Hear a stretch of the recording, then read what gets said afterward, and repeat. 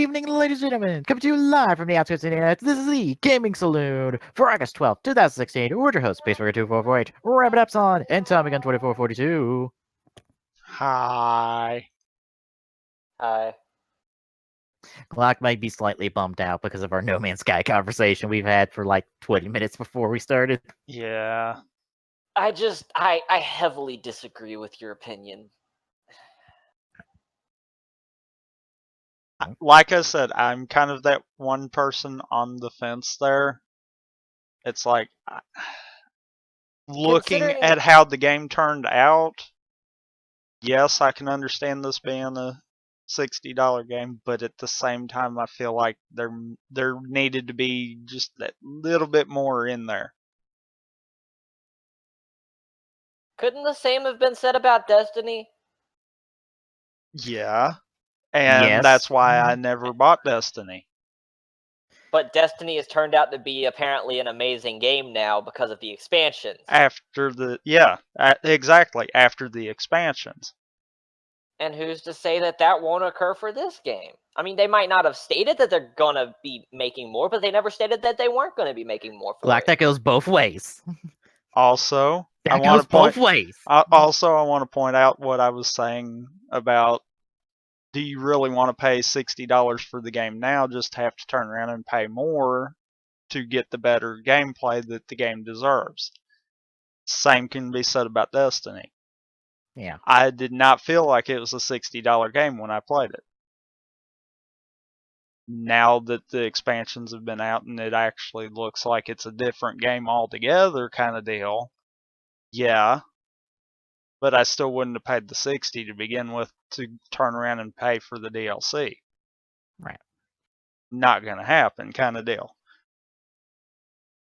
Apparently, there's also more than one ending to the game.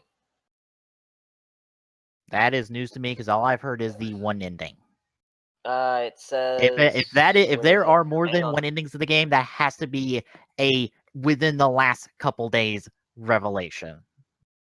Writing, the Atlas Path has been rewritten by James Swallow, writer on Deus Ex, and me. I think it speaks to the overarching theme of player freedom more clearly now. Early mission text has been rewritten to allow for multiple endings.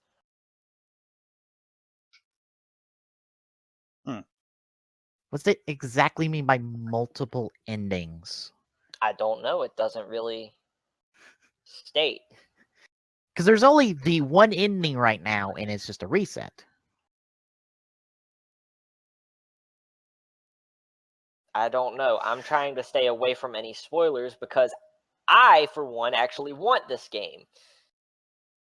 Like I said, I'm not knocking that.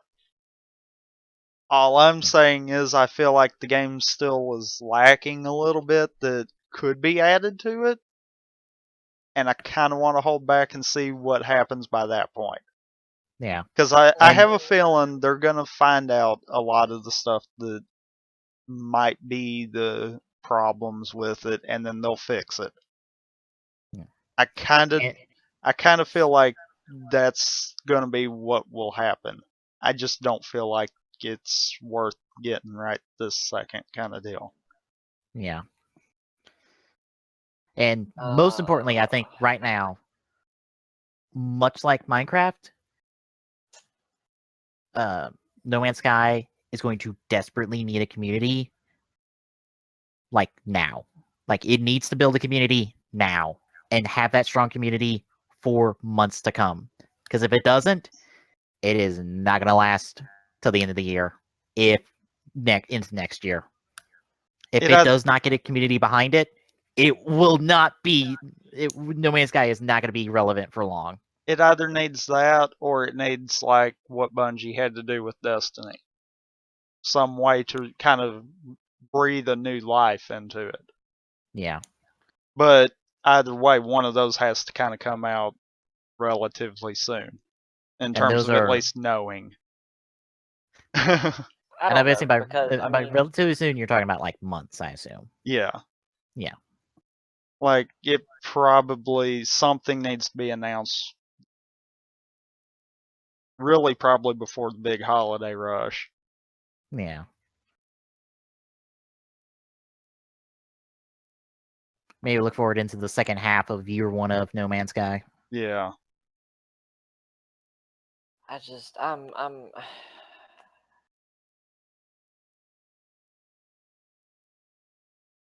I mean, it's a good looking game. Don't Yeah. get me wrong I've there. watched in about an hour and a half of gameplay of this game, and to me, this is everything I've wanted out of a space game, out of a spacefaring game that doesn't have a main, like a real big story. It's for me, that's what I wanted. I wanted like a sandbox space game, but I guess I'm just in the niche. I'm just in that small category of gamers Not that really, wanted because that's that kind of wanted. what I was getting at too. It's like I see a lot of good potential there. I just also feel like it's lacking a little bit that it needs, kind of deal. Yeah. Because, like, what you were talking about earlier when you were pointing out that, like, technically No Man's Sky does have a multiplayer component to it. The problem is there's no way for you, the player, to control your multiplayer component. Because from what you're describing, and I'll describe it here as best I can, essentially, if you're on a planet, you're on one instance of that planet. Essentially, Similar to what we've seen in SWOTOR. Yeah. Essentially, one version of the planet. There are a number of versions of that planet that all have players on it, all have a player on it or not. But they are sectioned off from each other. And since you can't control which version of that planet you're on, there's no way for you to hook up with your friends. In theory.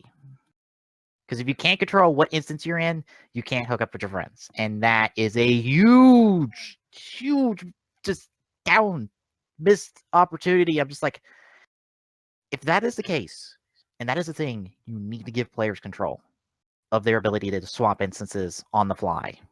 Or just be able to just drop into their buddy's instance. Because if you can't do that, you don't really have multiplayer. You just have a way to control your population, and that's really it. Because for better or worse, No Man's Sky is very MMO-like, and it kind of needs to accept that. It They would can't. really benefit from that, in my opinion. And Mhm. and I say that not to be like, okay, everyone needs to be in that MMO setting in the game. No, Mhm. I feel like it needs to kind of be like Minecraft in the whole sense of you've got if you just want to be on your own playing, but then you've also got if you want to be with friends playing. Mhm.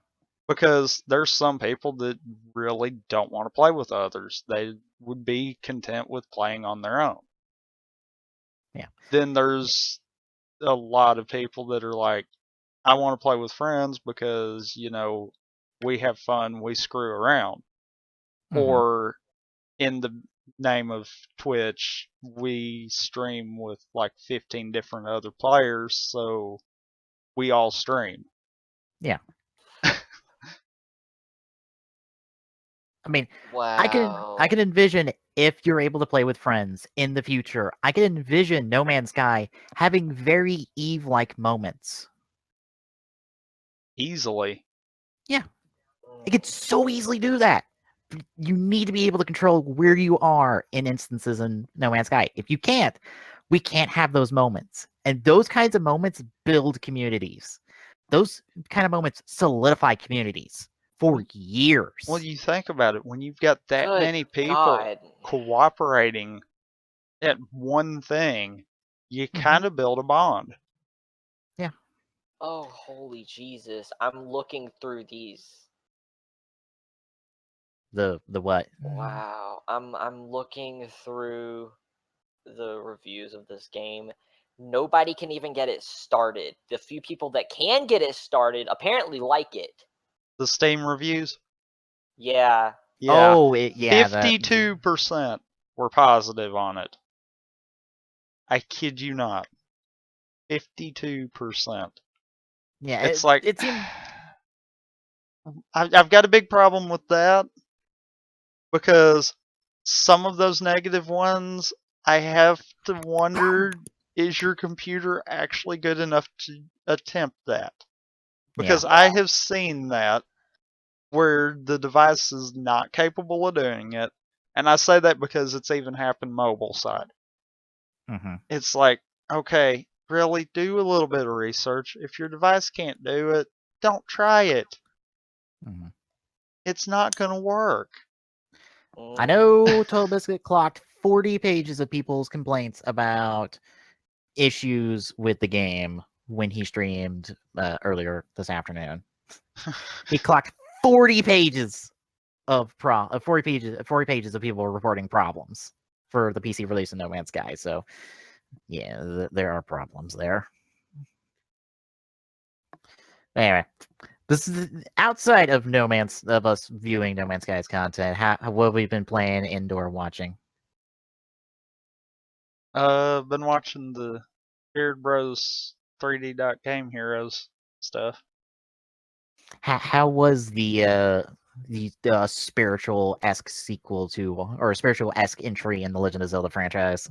Oh, it's really making me want to play one of the older Zelda games now. Yeah, that is a very neat little Atlas game that I think kind of fell under the radar after its release.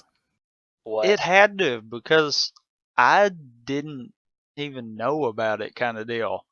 3D Game Heroes, the Beer Bros are playing through it on their channel. What the heck is 3D Game Heroes? You know Legend of Zelda, right? Old Yeah. school Zelda games. Yeah, old school Zelda. Yeah. This is like a 2.5D take on that formula done by Atlas, who are the people who did the Persona games Okay. that I am so fond of. Okay. It looks amazing. Mm-hmm. It very much takes the idea of pixel art to like the 2.5D scale and allows you to pretty much build what your character would look like with pixels, like pixel by pixel, and not like super bad, but like, you know, pixel art essentially. It's a very cool little game that kind of fell on the radar. It came out years ago. Yeah, because they're playing on PS3, so Mhm. yeah. And hell, it was in development, or at least the idea for 3D Game Heroes existed at some point during Persona 4's development, because the main character from that game, or at least the main main pickable character, The supposed is to be main character. Yes, is Really? Yeah. Wow. For a 1% chance of finding another player, according to East Lacey, there needs to be at least 6 million players online at once. Wow. See the problem? Yeah, maybe we don't need 18 quintillion planets. You know, maybe we could deal with only maybe in the trillions, you know? Well, okay. To this I also disagree with say that. they could have that many planets. The problem probably more boils down to the randomization. Yeah. Because you think about it, each player has a completely different galaxy than every other player. So it would System. take a lot of players to be able to generate their own universe before someone duplicated what was already done. Okay, so speaking about that, I noticed something that cracked me up. Okay, I watched two different streamers stream No Man's Sky. I watched Markiplier and I watched Jacksepticeye. Mm-hmm. The part that cracked me up was they both started in the exact same galaxy. Galaxy or system? Because I feel like these 18 quadrillion planets are in a galaxy. I don't know, because I think we're it misinterpreting seemed to what's a me. galaxy and what's a system in this game. No. I'm thinking that I thought that there was more than one galaxy and you could jump between the galaxies and get to the center of the universe.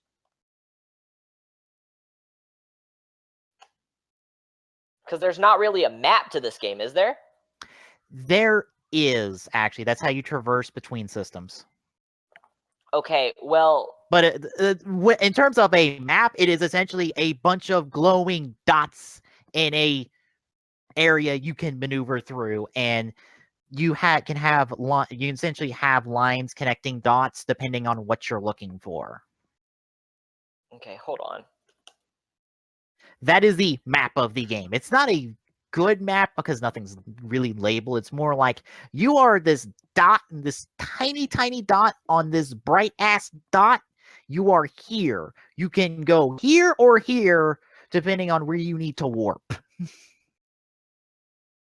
Or depending on your warp capabilities. That's the map of the game.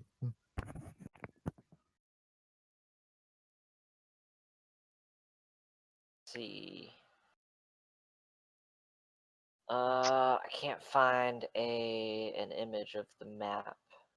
Hang on. I love the fact that we keep getting pulled back to No Man's Sky. Well, it came out like 3 days ago, so. And it's apparently. Well, 4 days ago. Not bad.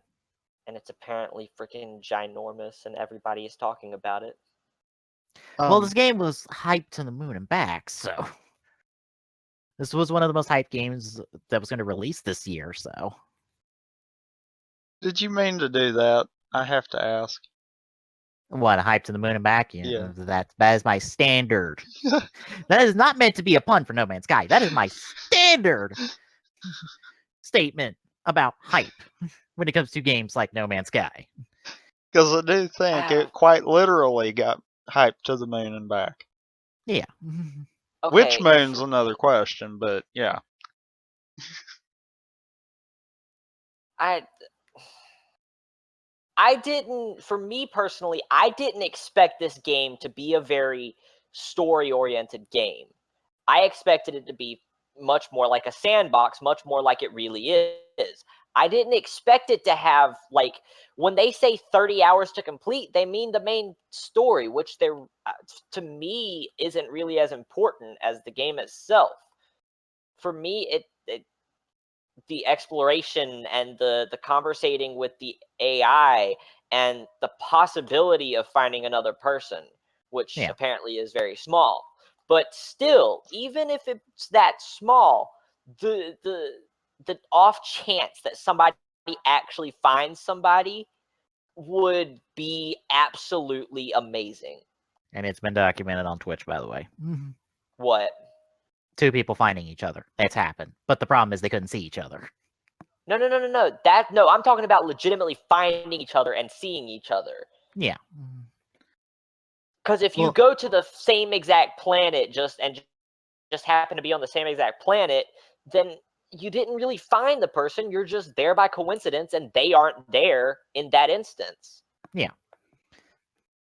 And from how you described how Hello Games is describing how the multiplayer is set up, the odds of actually finding someone, the odds are skyrocketed even further.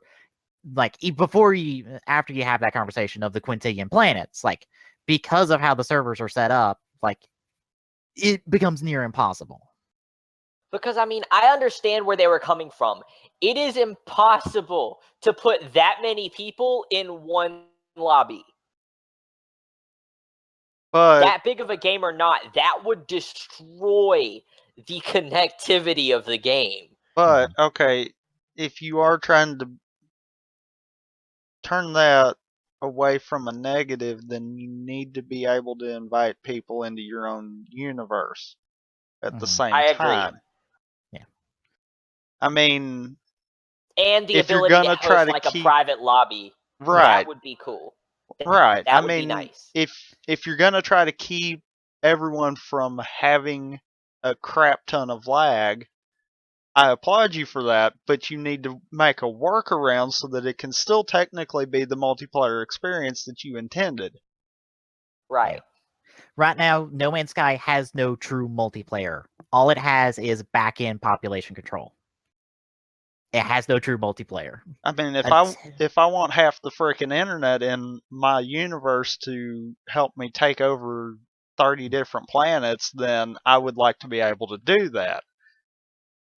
But that's not a thing. Oh, Also- and it would be so cool to have a more Eve-like experience where you could like create a clan and stuff. That would be amazing. That this would game be can the do that. perfect that would be the perfect setup for this game. This game has is set all. up. It's set up to be almost like Eve, except far more exploration oriented and first person exploration oriented. I've always kind of felt like this is that weird mashup between any MMO and the way Minecraft at its core is. Yeah. The whole exploration plus you can get a crap ton of people to do these amazing feats. But it's lacking that second part of it. Yeah. It's like Yep. it understands what it needs to be, but it don't understand what it needs to do in order to be that. Yeah. Now, I got a weird thing that I don't know if they've accounted for this or if they've done anything with this, but so far I've accounted for 4 different alien species in the game that you can run into, I think. There's about 4 that I've seen. I know about the Gek and the Vikings. I do not know about any other species. Yeah, there's at least like 2 more. There's like a Krogan kind of looking species, kind of. And then there's something else. And they all have their different languages. But the weird thing is, all of them seem just straight up exploration or straight up spacefaring species. They don't have colonies or homeworlds. And I find that very odd. Huh. It's a very odd thing because I'm like, none of these species are colonizing any of these completely uninhabited planets outside of their native wildlife. Because some of these are fairly colonizable, I would think. Well, for me, I think it's more a fact of they're dealing with the Sentinels, which I mean, the Sentinels aren't necessarily that difficult to handle, but they are flies. Plus, there are multiple Yeah. planets that are the Sentinels are just like, if I could do whatever you want, I don't give a shit. Yeah. Like, there are planets where Sentinels are non-hostile. Yeah, it's the passive planets. It's the Yeah. ones where it says that the Sentinels are passive. But I'm like, 4 species, no mention of a home planet, no mention of an origin. Has this been planned? Is this in the game and just no one's discovered it yet, or what? It's possible. I mean, it's said that it would take. I mean, they stated that it would take far longer than any human has in their lifespan to be able to, explore the entire universe of No Man's Sky. But they underestimate the internet. They underestimate the ability for the internet to brute force things. You get enough people in the same mindset, yeah, it'll happen. Yeah. Someone will break the game far enough to realize how to figure out what seed is given to different universes, and then everyone will work on like one universe until everything is discovered. I give it a year. I give it a year until we have something completely charted. Yep. Or at least an organization dedicated to charting the damn universe. Year tops. That would be amazing. And I would join it. I would so join it just to be able to just to travel. Because again, for me, this game is everything I've wanted. I've wanted the ability to literally sit on the starting planet, look up in the sky, see something off in the distance, and go, I'm gonna go to that. I also do like how they put planets too close, because it's like, you're fucking with tides having them too close, by the way. Yeah, because the gravity thing isn't quite right. The mass and the gravity that each mass would have. Yeah, I agree with that. But still, the just utter amazement you have when you look over your shoulder and see a giant planet over the horizon. That is Anyway, what else? For Tommy or for me? Go with Tommy since he was on 3D Game Heroes before we got pulled back to No Man's Sky. Right. Sorry. Yeah. Oh thanks for God, that, my Cloud. battery. Go ahead and talk while I go grab my charger. Well, he'll probably disconnect before he gets back then, because he usually realizes that as it's dying. Yeah.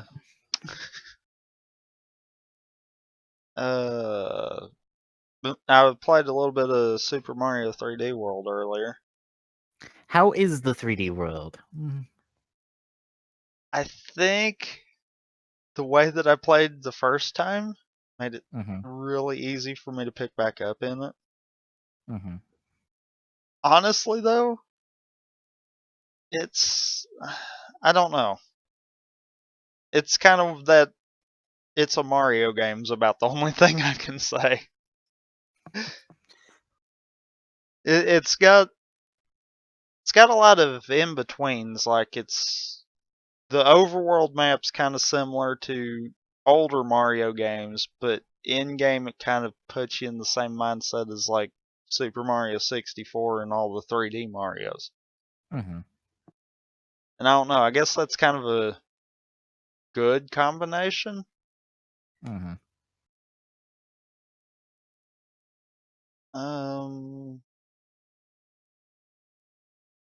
think that's about it, actually. Well, I'll go.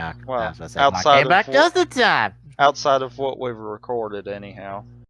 Yeah, the recording is fun. Just wait to hear me bitch and moan and complain about one section of one goddamn game. Should I even ask?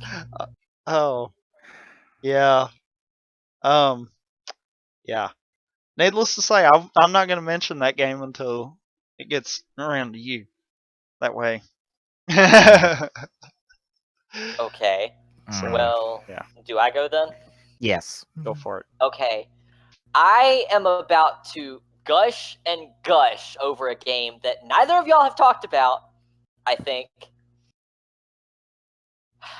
It depends on the game. A specific game came out for Xbox Live Gold this first half of the month, known as Orochi Warriors 3 Ultimate. Oh, it is amazing! Okay, it basically took all of the Dynasty Warrior type games and mashed them together. Like, all of the characters and everything that were from the previous games were mashed together into this game. Okay. And, having only played one other Dynasty Warriors game, this is perfect. I have never felt so unbeatable in my life, and I love it. I've played 3, and 2 of them are not in English. It's not in English. It has English subtitles, but it's not in English. Which, I mean, you've played Kamen Rider, so you can deal with it. Yeah. Well, Battle Reward 1 2 had no subtitles, so I'm like, I'm just accepting what is happening, and I'm just going along with it, because I don't know. But for me, it was like, I played this game, and from the start, the entire idea, and, okay, you know how I see the concept of time travel. This story successfully breaks every concept of time travel in infinite little pieces. Oh, so it tries to do what Genesis did.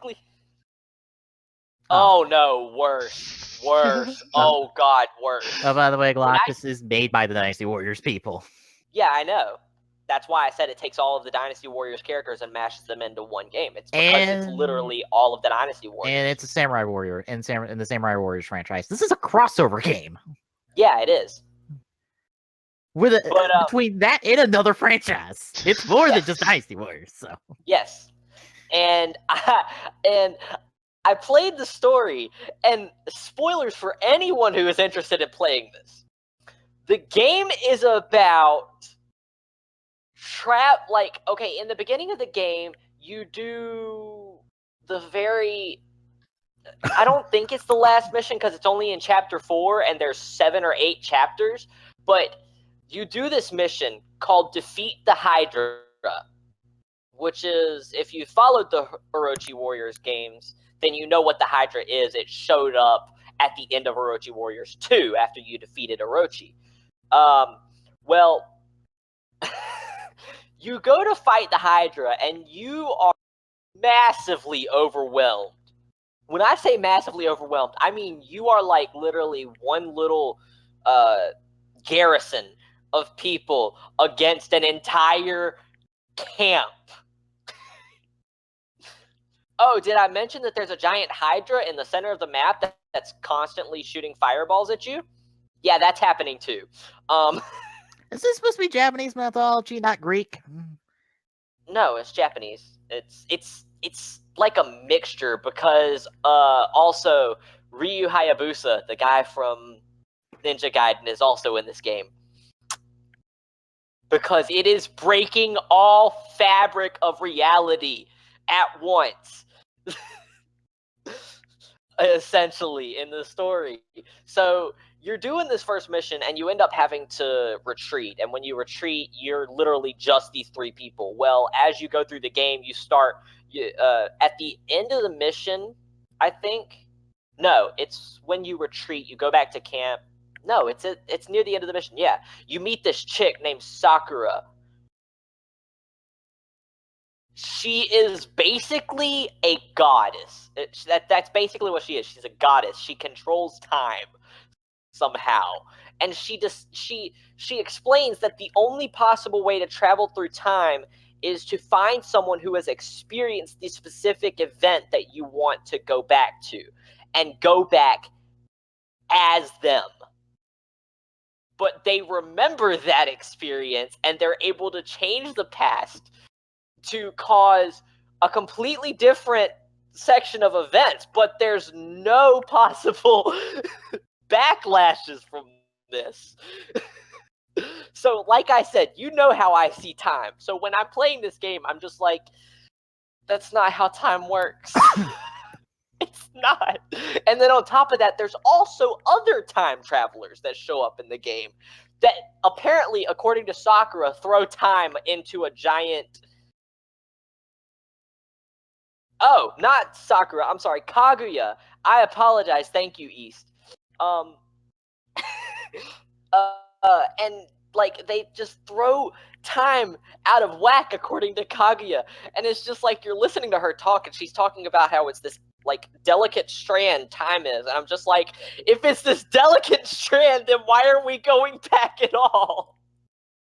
This delicate strand, how is it not broke yet?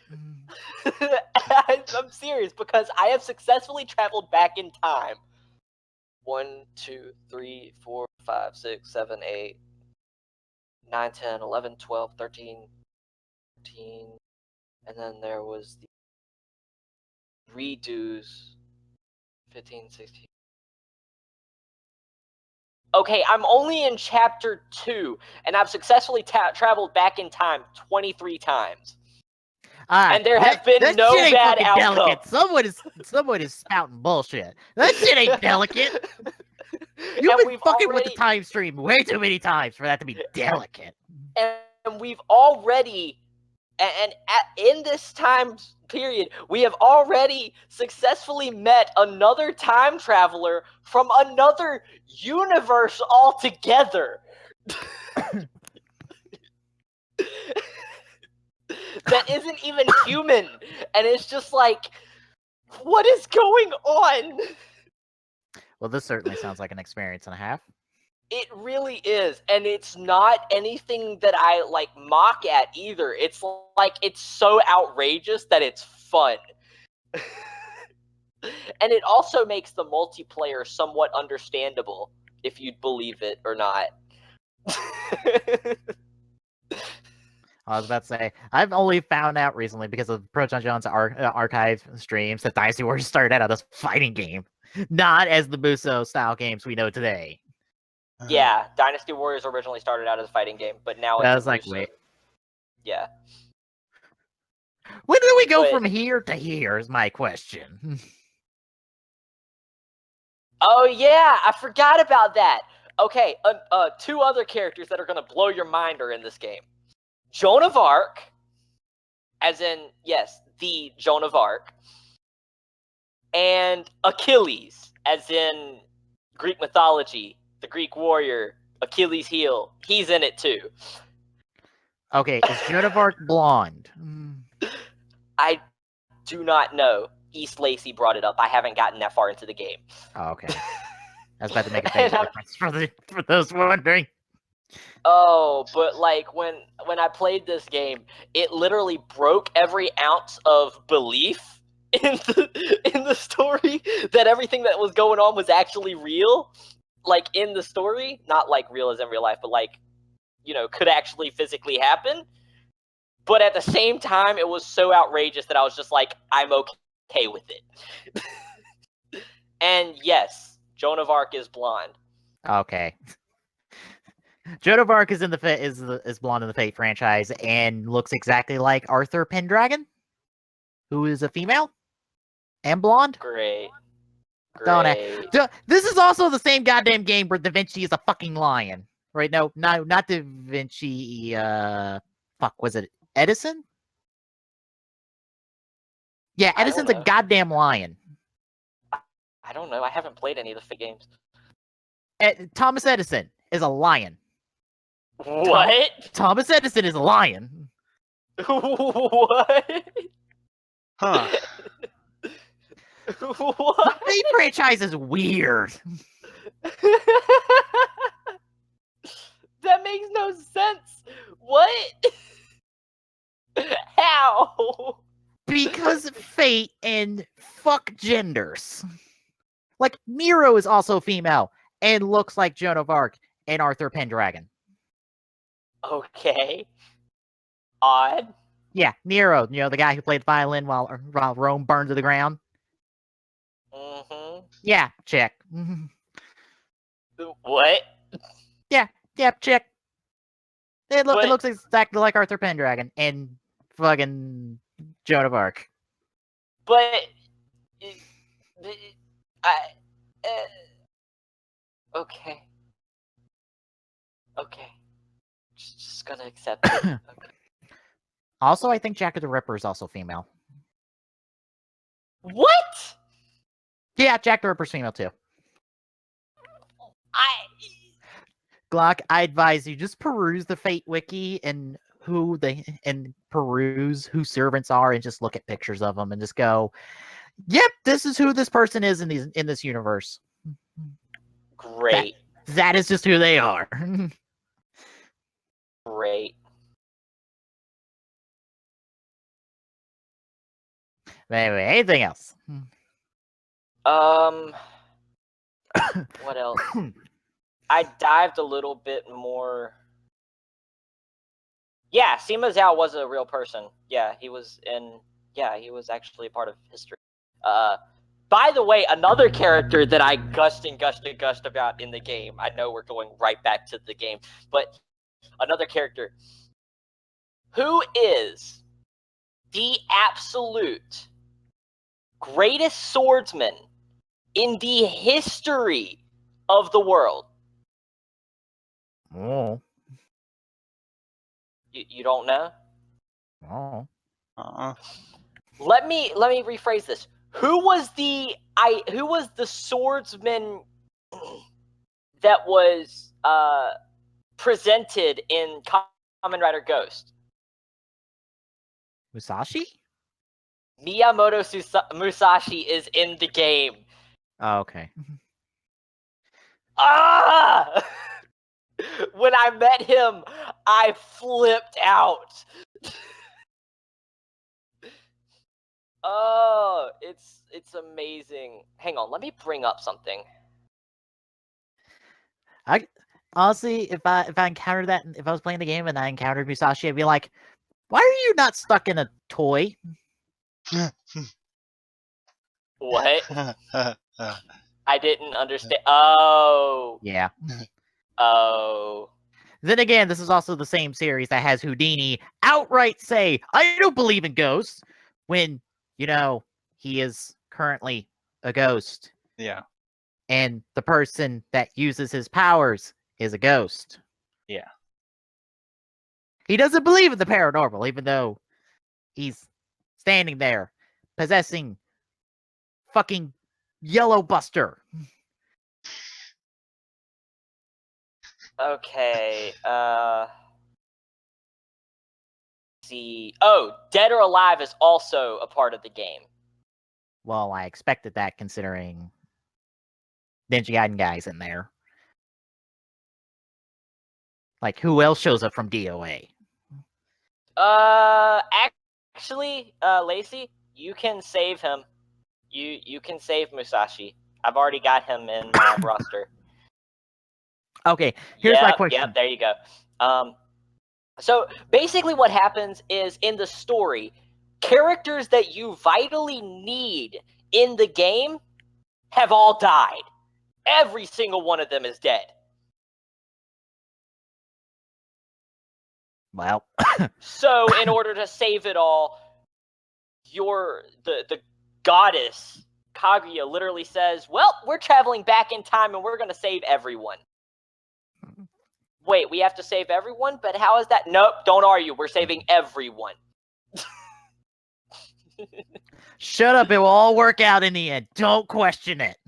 Literally. That's exactly it.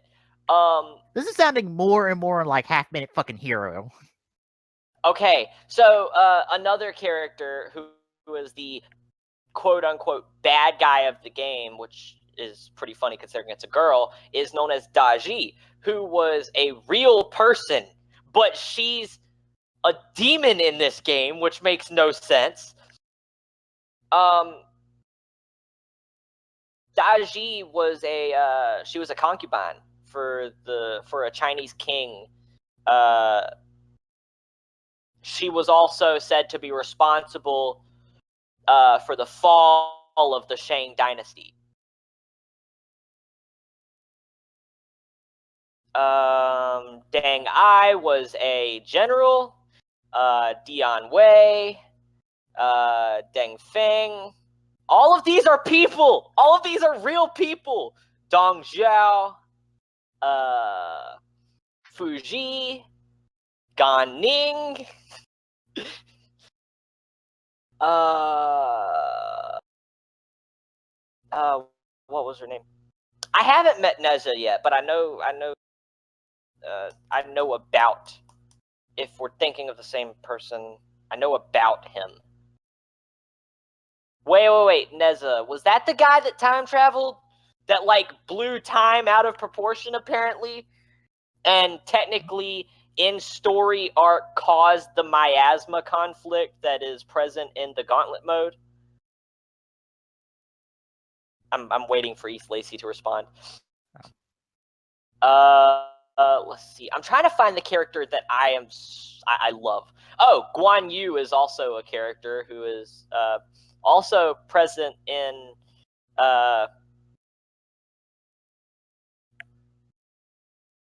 balls. I don't know.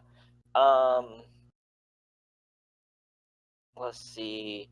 Oh, Nobunaga Oda is also a character in the game. Well, that doesn't surprise me. He's a fucking ghost in Ghost. He's one of the icons in Ghost. So it is Hideyoshi Toyotoma, who was, he was a warlord for Nobunaga. He's after Daji? Oh crap, really?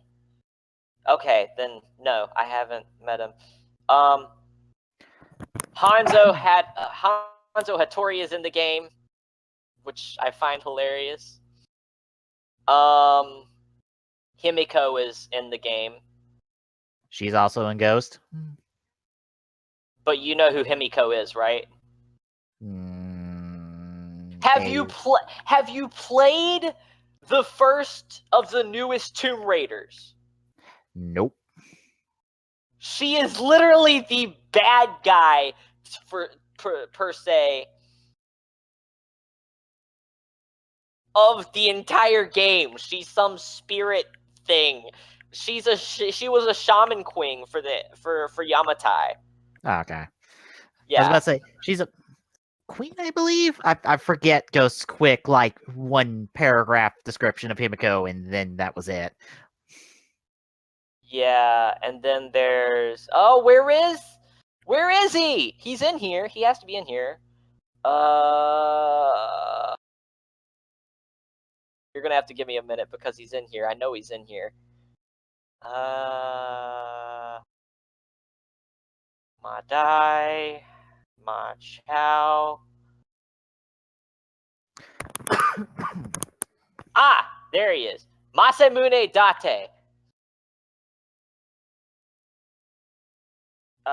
He was a general of the Sengoku period. You know, the Warring States. Let's see.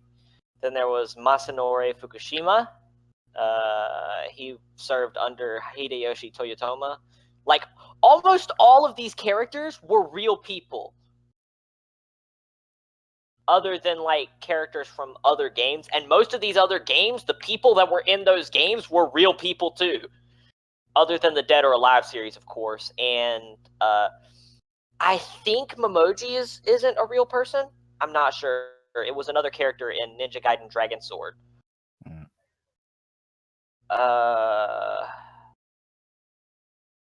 But yeah, Miyamoto Musashi was one of the characters, and when I found out that I could actually save him, I flipped out because I wrote an entire essay about him as my final essay for high school. That was my senior essay.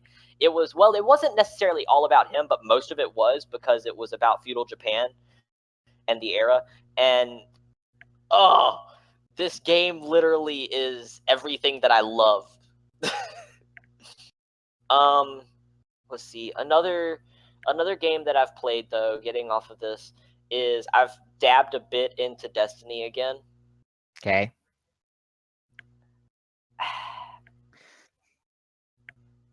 The thing that bugs me is I have to purchase this game again after I paid like $120 for the collector's edition for the Xbox 360. You would think that I would be able to show proof and be able to get the game again for the Xbox One. But no, that's not how it works. Because BS. Yeah, and your progress, and they're splitting the. Oh no, my progress is saved. My progress is in it because I played the trial version, and I literally had my level 10 hunter in the menu, and I was just like, well, so I meant there's. You're telling me you know I have the game, but you're making me pay for it again. Well, I was going to say they're splitting how they're developing the previous gen and next gen versions of Destiny in less than a month, I think. How is that? Essentially, the new expansion is only on Xbox One and PlayStation 4. Only. Yeah, I can believe that. Yeah. So they're splitting how development is going on Destiny. They haven't announced anything for previous gen Destiny, but I wouldn't be surprised if that's slowly phased out, considering that concept art for Destiny 2 leaked on the internet a couple days ago. Yeah. And Destiny 2 is expected next year. I'm just hoping that they learn from their mistakes in the first Destiny when it came to launch.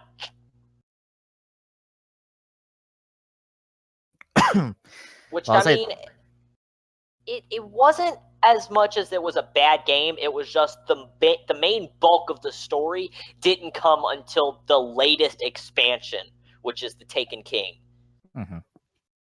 Like, the other expansions, they added some gameplay and a little bit of story. The main bulk of the big part of the story was from the Taken King. Yeah. Which really bugs me. Another game I've been playing is for some reason SSX appeared in my library earlier. Like the snowboarding game that came out for the 360 a little while back. I know what SSX is. I was a fan of that franchise way before then. Oh, I was too. I loved the original. I played it for the PS2. Mm-hmm. Yeah, I played it for the PS2, and I loved it. So when it showed up in my library, I was like, "Well, I'm downloading this and playing it," and I'm in love with the Deadly Descents idea. I know it didn't go very well with a lot of people because it wasn't realistic, but SSX has never been realistic. I was about to say, wait a minute. I thought the people's complaint about the newest XSX was that it was too realistic, and it's like, wait, what? Yeah, they complained that it was too realistic, and I'm just like, SSX was never realistic. Or not too. They didn't complain that it was too realistic. They complained that it was not realistic. Yeah. But it was never meant to be realistic, and there were so many people that were complaining about it. I'm just like, no, shut up. This is perfect for an SSX game. It's amazing. But I played that. I played. What else did I play? I played GTA, of course. Hang on, let me turn on my Xbox and find out what You've else been I playing played. Life is Strange, by the way. Oh yeah, I played the first episode of Life is Strange, and I streamed it, and I gave my opinion on it. And I gotta say, I know I hopped on the boat pretty late for Life is Strange, but I love it. It is a great game. But when you get done with that game, I got a personality test and a game theory video for you when you're done. Okay. I've got to get through all of this stuff. Let's see. I played. I'm looking at my library now. Orochi Warriors. I played a little bit of The Division, SSX, GTA 5, a little bit more Rocket League, and I started playing Dragon Age Inquisition again. I still haven't gotten back to playing the Solus Project, which I know a lot of people that watch us want me to get back to. Mm-hmm. But it's one of those games that you just have to be in the mood, or else it is going to drag you into the ground. It's not so much that I dislike the game. It's just that it's one of those games that you can't just pop in and be like, oh, I don't feel like playing the game, but I will in a minute.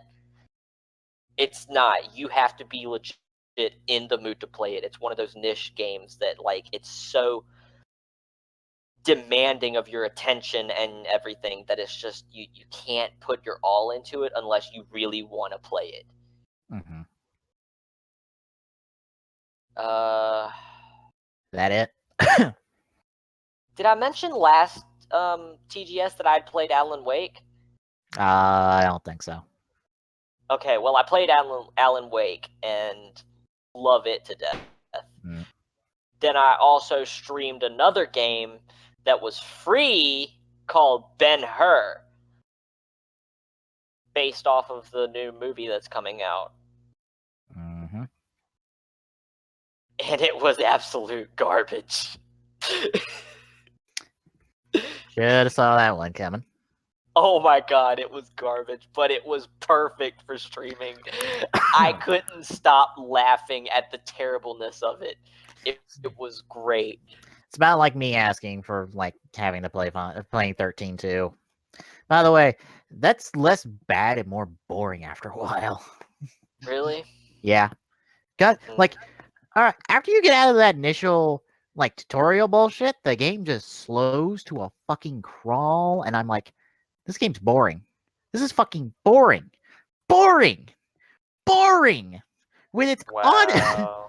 with its odd travel music too. Like, look, if you go watch that YouTube, that track that's playing while I'm out in that village, that is the track. That is the normal track. Is it like slow music? No, it's some upbeat hippity hoppity music. I'm like, what the fuck? This is not exploration music. What the fuck is this?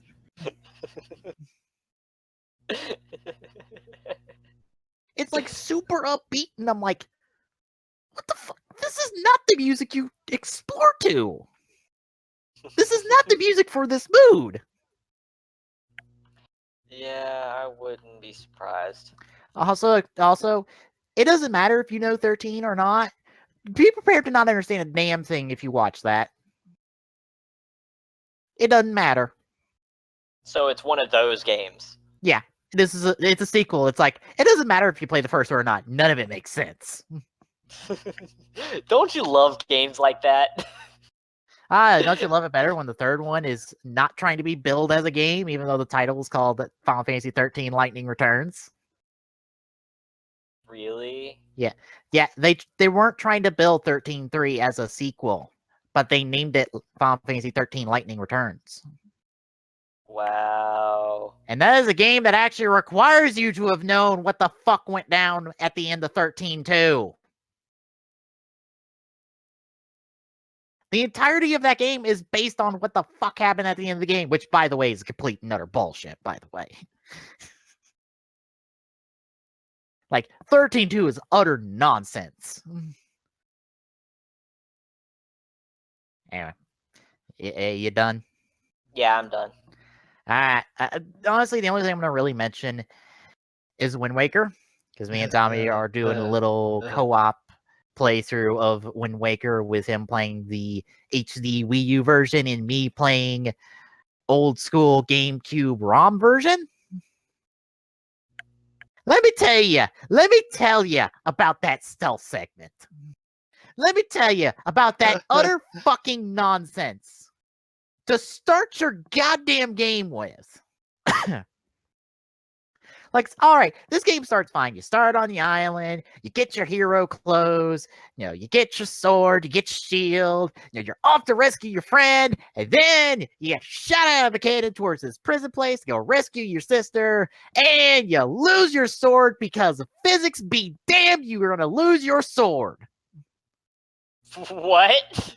Okay, Glock, imagine this for a second. You slam into a wall. Your sword somehow unsheathes itself and goes flying 3 stories up from where you're at. But that's not how physics. But Out of your sheath and up. But that's not. No. And now you spend the next 30 minutes going around this one fucking compound trying to avoid guards and spotlights and bullshit. And if you're like me and not take out any of these spotlights because you're like, fuck you, I'm getting through this as fast as possible because fuck this stupid bullshit stealth segment that doesn't really have stealth mechanics. And I don't know why this is in the game and why this is at the start of the game and why this game doesn't have stealth segments later on, according to Tommy. Yeah, no. So why we have this one stealth segment to start with boggles the mind even more. You get to this last part and you go, wait a minute, I can't cross here because the spotlight doesn't give me enough time. Oh yeah, I had to go down and take down that spotlight. So now you got to go all the way back to the beginning. All the way back. Take out that one spotlight, then come all the way there. Through all the stealth bullshit to then cross this path and then continue on. By the way, not finding out that after you had to go through there again because auto jump be kind of broke sometimes. Great. I'm not happy about Wind Waker's stealth segment. That is garbage. Utter fucking garbage. Great. And you'll probably see Tommy blaze through that in no trouble, where I'm like, I don't know where the fuck I'm going. I'm just going to go a direction and hope for the best. Okay. I'm also going to point out I kind of did something completely different, and that did, in fact, screw me because I didn't get the compass. Yeah. So when we go back to the Forsaken Fortress, I get to go find the compass, and that'll be fun. So you'll get to catch back up for that one. Oh, I'm sure. Because if I don't go a set way, I will never find that freaking thing. But outside that, I liked Wind Waker, outside of the fact that the revelation that the sail is an item you have to equip in order to use. And I go, why do I have to equip the sail to use it on the boat? Why can't I stick the sail in the damn hole in the boat and it stay? Yeah. Why? This is fixed in the Wii U version that's Tommy's playing. But Yeah. no, I'm stuck with the sail as an inventory item. As an item, I have to keep mapped to a button. Why can't I stick it in this damn Magic Lion King ship thing? By the way, that is my actual description of the boat in the episode. You mean the one at the start of the menu? The King of Red Lions? Well, when we actually meet him, that's my description of the King of Red Lions. I don't know. I tried. You can ask Tommy. I tried. I got so angry at the game that I was like, nope, I'm not even trying anymore. But yeah, that was my description of the King of Red Lions. Magic Dragon Lion King thing. Hi.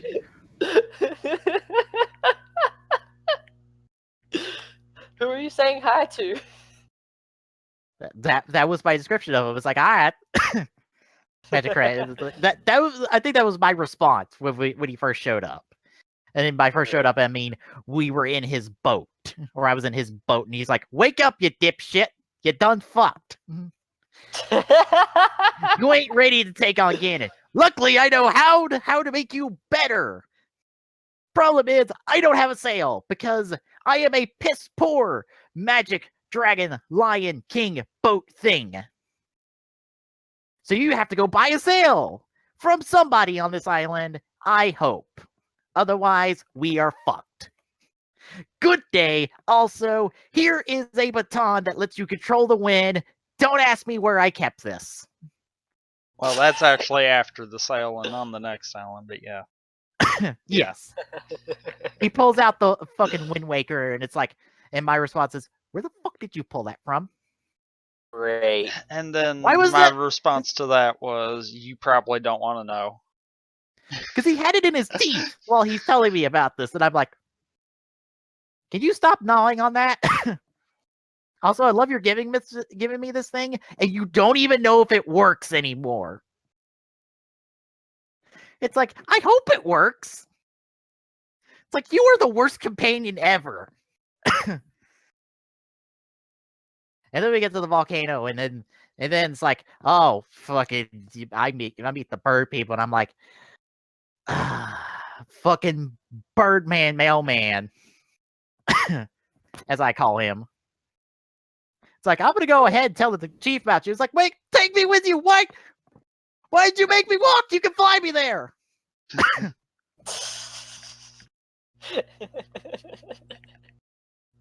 Oh, Christ, this is great. I love listening to you just rage. That'll be It's two hilarious to me. episodes of that are recorded. I don't know if they're edited up on the YouTube right now. Nope. Okay. I'm actually still behind on freaking Smash. All right. That we recorded, what, 4 weeks ago, nearly? Probably. The end of all our Smash stuff. By the way, Glock, have fun watching our 9.0 runs. And by 9.0 runs, I mean my almost perfect 9.0 run until I hit the Master Forms and get fucked. Because that's my problem on 9.0 runs. And Tommy's beating his head into the wall of the 9.0 run. Oh, I got screwed before the 9.0 run got to the hands. Yeah. What? Because I always get screwed before I get to the hands. Mm-hmm. Every time. I don't know if... Did it ever bring up... By the way, that's one of the episodes that I'm still behind on for Smash. But still, yeah. Yeah, that'll be fun for you to watch because Tommy will be angry almost half the time. I'll be silent and try and like you'll hear me people of like no. Okay, good. As I desperately try to not die a lot. That's great. Which, by the way, fuck doing that stockless or fuck that doing without losing a stock. I know that's a challenge in the game. No. Ugh, those Master Forms are garbage, I tell you what. Anyway, that's the other thing I'm going to mention. Because honestly, the only other thing I've been doing these past weeks is dealing with sinus issues. aka that cough you hear every now and again that I try not to cough into the mic. Yeah, it came back in the last couple days for whatever stupid bullshit reason. Dang. Yeah. So, dealing with the cough again, meaning I'm gonna have to drown myself in cough medication because I still got like half a bottle of this shit. And I've also been Netflixing a show, which I'll talk about later. Anyway, let's actually talk about articles like an hour of the fucking show at this point. Can you give me the articles, please?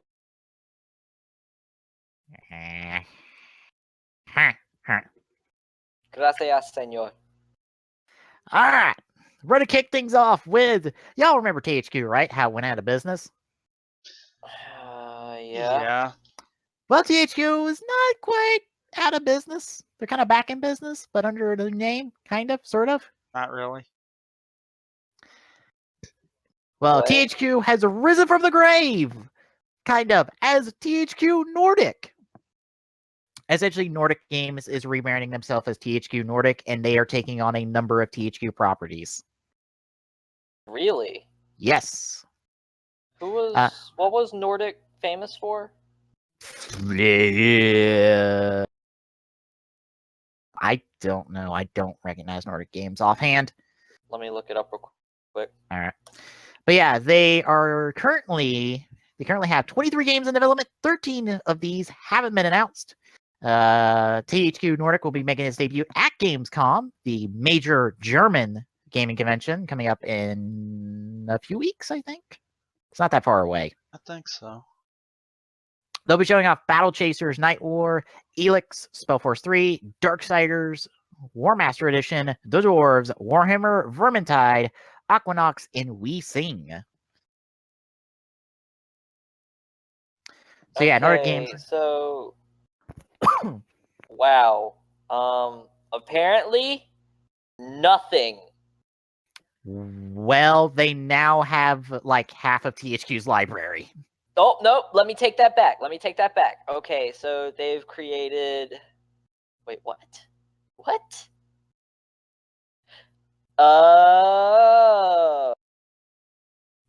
They were the ones that remastered Darksiders and Darksiders 2. They created the Arcania games. They're the ones that created Alan Wake? What? No. They might have had a part in the development of Alan Wake, most likely. That's possible. That's a possibility. So apparently they have Ori and the Blind Forest. Apparently it says they acquired PC distribution rights from Microsoft. Don't understand that. Painkillers, the Painkiller games. The Raven Legacy of the Master Thief. None of these are really big games. Like, none of them are really big games that they haven't, like, bought away from somebody else. Well, they are the company that bought most of THQ's library when they went out of business, so... Yeah, let's see. Acquired from THQ, Titan Quest, Darksiders, Red Faction, MX vs. ATV, Frontlines Fuels of War, Juice, Stuntman, Destroy All Humans, Deadly Creatures, Full Spectrum Warrior, The Outfit, Summoner, the Blob, Silver. By the way, Glock, I'm sorry, that's But by the way, Glock, those first four you mentioned are literally the first four they mentioned in the article before they go in more. In that order, too. Okay, so they also bought from Joe Wood Entertainment, Aquanox, The Guild, Legend of K, Arcania, Spellforce, Yoga Wii, Panzer and Elite, and they bought from Dreamcatcher Interactive, Painkiller, Safecracker. They bought from Atari, Silver and Desperados, and they acquired from 2015 Inc., Men of Valor, and from HD Interactive, they bought Nexus, The Jupiter Incident. Literally every key franchise that they have is something they have purchased. Well, somebody's going to keep the franchises alive. Anyway, how we feel about THQ living again through somebody else? We excited for anything anything Nordic Games is going to do with any of the THQ franchises? Maybe Darksiders if they can pull it off. Maybe. Everything else, Well, not really. Because honestly, Red Faction, it's been so played out. As much as I am a fan of Red Faction, because I remember when I played it for the PS2, I played Red Faction 2, I think. I can't remember. I think it was the original Red Faction, actually. I can't remember. But as much as a fan I am of Red Faction, it's not something that I wish to see come back because it's already been ruined by time. Destroy all humans. There's nothing you can really go. There's nowhere you can really go with that. There really come on. isn't. Oh, come on. Don't you want more anal probing in your video game life? I'm sorry. You laugh, but that's actually a thing in the game. I know it is. But never heard of Titan Quest. Apparently it's a hack and slash game. I don't know. I'm looking that up now. Titan Quest. Apparently it's like that looks like Greek type game. Oh, it's similar to the Diablo series. Wow, that says a lot. Tommy, you got any thoughts on any of this? Not really, no. Never been a big fan of THQ? Ain't really been anything that's just jumped out at me from them, I don't think. The only game that I've really played the crap out of this. Okay, the only games is Red Faction and Juiced. I remember playing Juiced for my PS2. Alright. I never got into Darksiders. What exactly is Darksiders, by the way? I never really got into it. I have no idea what it's about, but I know that everybody is just like in love with it. The apocalypse happened, you're playing as War, and you're following the Legend of Zelda formula in terms of gameplay. Wait. War as in one of the four horsemen? Yes. The second one has you playing as Death. What? Yeah. Okay. War is not a happy person, by the way. Well, it's War. What do you expect? Well, the game is about how the apocalypse was triggered prematurely. And apparently War is to blame, but he's not. So now the apocalypse has happened, and War's like, I didn't cause this bullshit. Fuck you. I will find out who did this, and I will kill them. Wow. And then you fight angels and demons and go on a very Legend of Zelda style gameplay quest to find out what the fuck happened. Wow.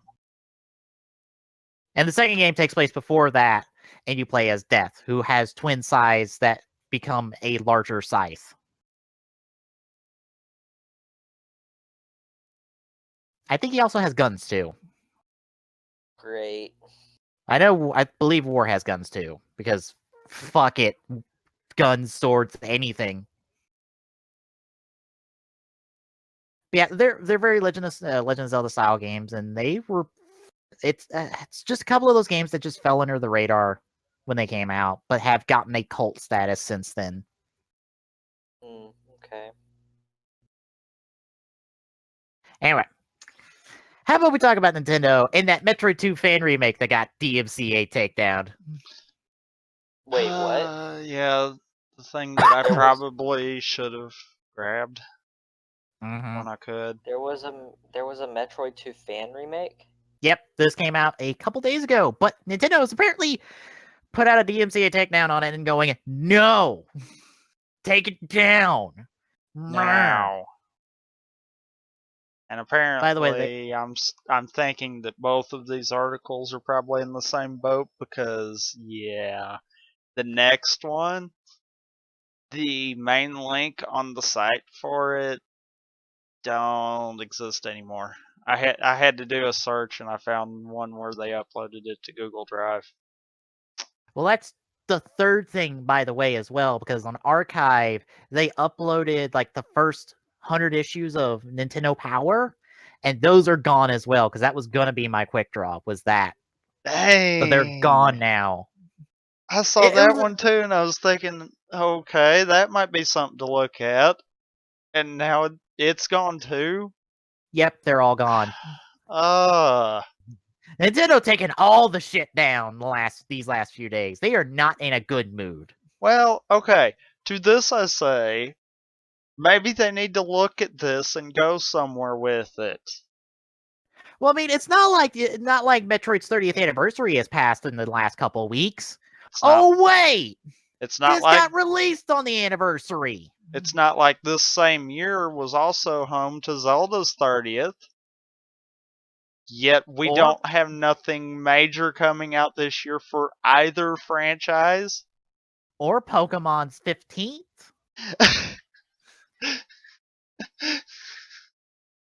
Yeah, but at least we've got something for Pokemon. Yes. I mean, it's like, dang, come on, Nintendo. You did something big for Mario. Now let's go with the rest of your stuff. Yeah. By the way, I haven't been paying attention to the stream. I wasn't on the stream. I don't know if anybody typed in anything. I'm looking at chat. I've been looking at chat the entire time. And whenever you say something about Lacey saying something, I'm like, I didn't see that in chat. Oh, good, that's not me. I was thinking my computer was acting stupid again because for some reason, every chat in our Discord server went blank for me. Oh. I think it's a bug. Probably. But yeah, I do know that Pro Jared managed to get a hold of a copy of the Metro 2 fan remake and Pokemon Uranium, which, by the way, that is the next article. We'll talk about that in a second. And he was actually streaming Pokemon Uranium earlier, and I think he still is. It's got a Nuzlocke mode. Yeah, he's doing a Nuzlocke of it. Oh, God. He had at least one Pokemon die on it. Oh, I had the horrible idea of let's play through that at one point. Because I've got it downloaded. I figured, Lacey, after a while, I'm like, wait a minute. Okay, you're having a side conversation with Clock. That's why I don't see your responses for stuff that he says. I thought Chatwin broke itself at some point. I did too. That's why I didn't say nothing. But yeah, he was saying that the Metro 2 fan remake was running buttery smooth, like super fucking smooth for a fan remake. Well, to be fair, I could see that because, yeah, it was remade in the style of Zero Mission. So I'm assuming what got done was more, it was like sprite changes. Yeah. To modify the sprites. Wait, this took 9 years to make too? It did. Uranium took 9 years to make. Yeah, I knew about Uranium taking 9 years. Did this one too? Lacey, can I get a clarification on what you're saying? It took 9 years to make. Okay, good. I was about to say, wait a minute, they both took 9 years to make. Okay, good. No, that's Uranium. All right, never mind. I was like, did they just start both these projects at the same time? Anyway, but yeah, this was running buttery smooth. Uranium, it's got its hiccups, it's got its little issues here and there, but overall, it's fairly solid. That one I can kind of understand. Yeah, because it sounded like they're doing a lot of stuff in it, and I understand the 9 years kind of deal. Like more than 150 Pokemon. And some interesting twists, like you don't outright pick your starter, oddly enough. Really? Yeah. What you do is you take a 3-question quiz, and based on that quiz, you get your starter. Now, bear in mind, your answers to questions are color-coded, so you can pick your starter you want. But if you answer honestly, you will get a starter based off your responses to the questions instead of whatever color you followed. I wonder, do those choices affect something later in the game? As far as I know, no. But you got that. You've got the uranium type or nuclear typing. Yeah, my bad. nuclear I was type. about to say the nuclear type. That, oddly enough, is a throwback to the console Pokemon games. If you remember, was it Coliseum, Gale of Darkness? Anyone remember those? The shadow I remember typing. Coliseum, but Yeah. Do you remember the shadow typing from them? yeah. I think I do actually. Nuclear Sounds is kind of familiar. like an expansion of that idea. Huh. Nuclear essentially is like there are only a handful of Pokemon that are normally nuclear typing, but there are corrupted Pokemon that are nuclear typing as well, but they are essentially feral. And if you catch those, they will outright disobey you and could even attack you. Seriously? Yes. That is cool. Because you always think about, okay, you've got a wild Pokemon, you capture it, it immediately responds to everything you say. Mhm. It's like, okay, let's be realistic here. That probably would not happen with all of them. Yeah. And that kind of takes that. Oh, that is Yeah, there's cool. some interesting stuff too. I found out like the starters don't have the standard like 3-stage evolution. They're 2-stage, but their final evolution is a mega. Huh. Yeah, and you get some really like odd typing Pokemon off the bat. You can get like a Rock Steel type off the bat. You can get a Bug Fairy type Pokemon off the bat too. You get these weird typings that you would not normally get, and there's also some really cool design Pokemon as well. Like a lot of these look fairly cool. Because I checked out the wiki and I went through like all the Pokemon that are in the game. Hell, you can evolve a Pokemon into a legendary Pokemon when you get an item. Really? Yeah. There's a legendary Pokemon that you can evolve to get that is essentially the queen of these 3 separate like bug type species Pokemon. But you need an item to get it. Huh.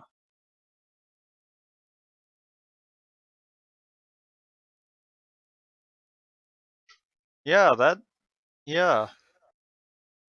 I think at some point down the road we might wind up doing that then. Yeah. Uranium looks good. I think it's done in Pokemon White and Black and White's engine. Like it's using like the basis of that game, or like the Black 2, White 2 engine from my see of the game, but it's technically not a 3D DS game. It's only a one-screen game, but it also has like full online capabilities. You can do trades online and battle online. Huh. Like that is all in the game and integrated properly. And the Nuzlocke mode is customizable to your whim. So I it's was not just a wondering. check on and off. Like you can customize your Nuzlocke rules as you see fit. Doesn't have like all of them, but it has like I'd say the big roles that you can customize, and it will enforce them. Like with the like catch one Pokemon per area rule, if you try to catch a Pokemon, you will lose a turn. Haha.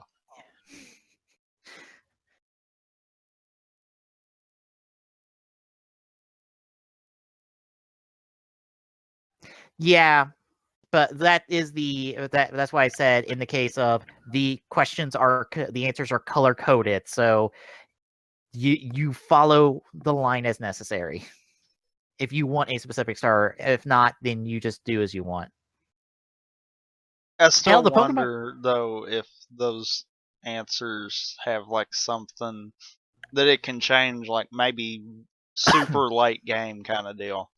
Like long after someone's done forgot they made that choice at the beginning. Oh. This game seems to want to skew and screw around with the Pokemon formula. Granted, Sun and Moon seems to be doing that as well. I We'll get to know. that. We'll get to that. Don't worry. The Aloha Forecast is back once more. God damn it. Although I have to say one thing, I want the freaking Aloha Raichu. That is Electric Fairy, by the way. That is Electric fucking Fairy. And it's a throwback to fucking Pokemon Snap, because that's where the Surfer Pikachu came from, I swear. That's where it came from.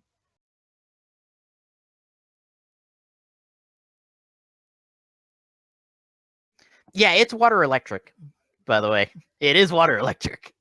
That water starter. Don't worry about that. But anyway.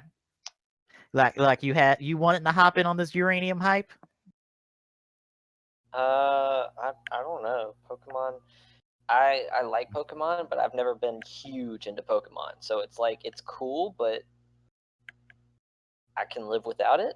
Clock, honestly, it hasn't been until kind of we decided to do the whole Soul Lock thing that I kind of got back into it either. Okay. Speaking of the Soul Lock, I need to get back into playing it and getting back into the motions of it. And then, of course, there is my Pokemon Challenge. That's the Glock. You go back in the archives and follow the quick draws on that one. Oh God. I think last it was like what 2 TGSs ago. The Google Drive link is there I for think. that stuff. Oh, okay.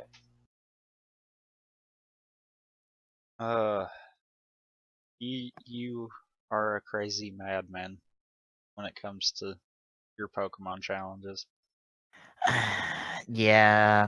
By the way, Glock, that's turbo status. What is that? Essentially Twitch's ad-free membership. Essentially, if you have that, you get to watch Twitch ad-free. Oh, okay. It's kind of like a non-specific subscription status. Okay.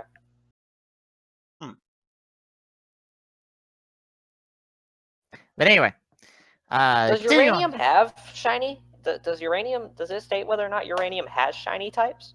They on the wiki I've seen shinies of the new Pokemon. I don't know if they're completely implemented. I assume so, since the sprites exist. I know nuclear typing gives a separate discoloration to Pokemon that is not shiny. Oh, okay. You know what would be neat? What? If there was an upgrade to uranium down the line that kind of does like Sun and Moon's going to be doing. Take the classic Pokemon and kind of give them a nuclear form. Well, Eevee does have a nuclear form. Yeah, but I'm meaning just all of them. Yeah. Because, I mean, let's face it. You have a Surfer Raichu. Yes. I would kind of love to see the creativity that you could take, even if they just did the original, like the first gen Pokemon, and kind of gave them all their nuclear evolution kind of deal. Yeah. That would be neat.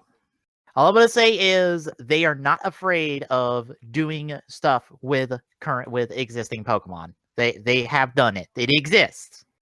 I don't want to give too many spoilers besides the Eevee one, but it exists. Anyway, continuing on with the list of articles, we got another season pass in play, and it's for Final Fantasy 15.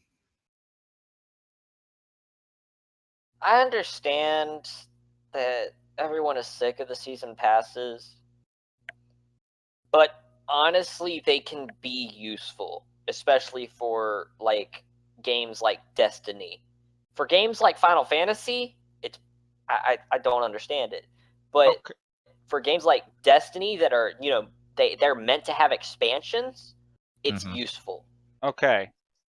I like the season pass concept in general because but it is way overplayed. Well, I like it simply because okay, if you're getting 3 DLCs that all come out for $10 a piece, usually you wind up getting a better deal buying the season pass instead. Yeah. The problem is no one wants to tell you anything about what you're getting in the season pass anymore. Yeah. Like Arkham Knight season pass when it was first announced. They didn't say what was in that. What was it? $40? I think. I think it was like $40. By the way, was that even worth it? No. No. I mean, from all the DLC that came out, no. You're better off cherry picking your DLC if you want for Arkham Knight. I mean, Really? that's the problem that I have with it. It's like, tell me what I'm going to be getting in it, and then let me decide if I want to get all of it. Especially if you're willing to cut me Destiny a did deal. that. Yeah. Destiny did that. They told you this is what you're going to get. These expansion packs are what you're going to get from the season pass. XCOM 2 clearly laid out that its season pass was I believe $10 cheaper than buying all 3 DLC, and it gave you a very quick description of this is what this is, this is what this is, this is what this is, and it said outright, this DLC gives you customization, this DLC gives you a new class, and this DLC gives you something else. XCOM 2 clearly laid out what its season pass was offering. I mean, I understand you don't want to sit there and spill every detail about every DLC in the season pass, but give a general, okay, this one's going to give you XYZ. Mm-hmm. Wait, pause. What? I just read this article. What? Square Enix charged you for boss fights in 13.2? Boss fights in the arena, yes. What? Oh boy. There's essentially a Coliseum in 13.2, and you could get extra fights as DLC. There were essentially like snow and lightning and like a couple of the characters from the original 13 game that were like villains. I forgot who they were. But yeah, those are DLC. They're stupid fucking hard too, from what I've heard. Wow. Like the snow one is atrociously hard. But anyway, in this season pass for Final Fantasy 15, because we should probably mention that. We got 6 pieces in all. We got a booster pack, Gladius episode, a holiday pack, an Ignis episode, a Prompto episode, and a mystery expansion. But much of it is still nebulous. So $25 for this season pass, by the way. And 6 DLCs, so probably $30 if you bought them separate. And according to someone I follow on Twitter, Square Enix has went on record saying that their DLC is being developed after the game's release. It is not cut content, according to them. Okay. So if they know it's going to be developed after the game's released, then they should at least have some detail about what each of them are, enough to kind of push people to buy it.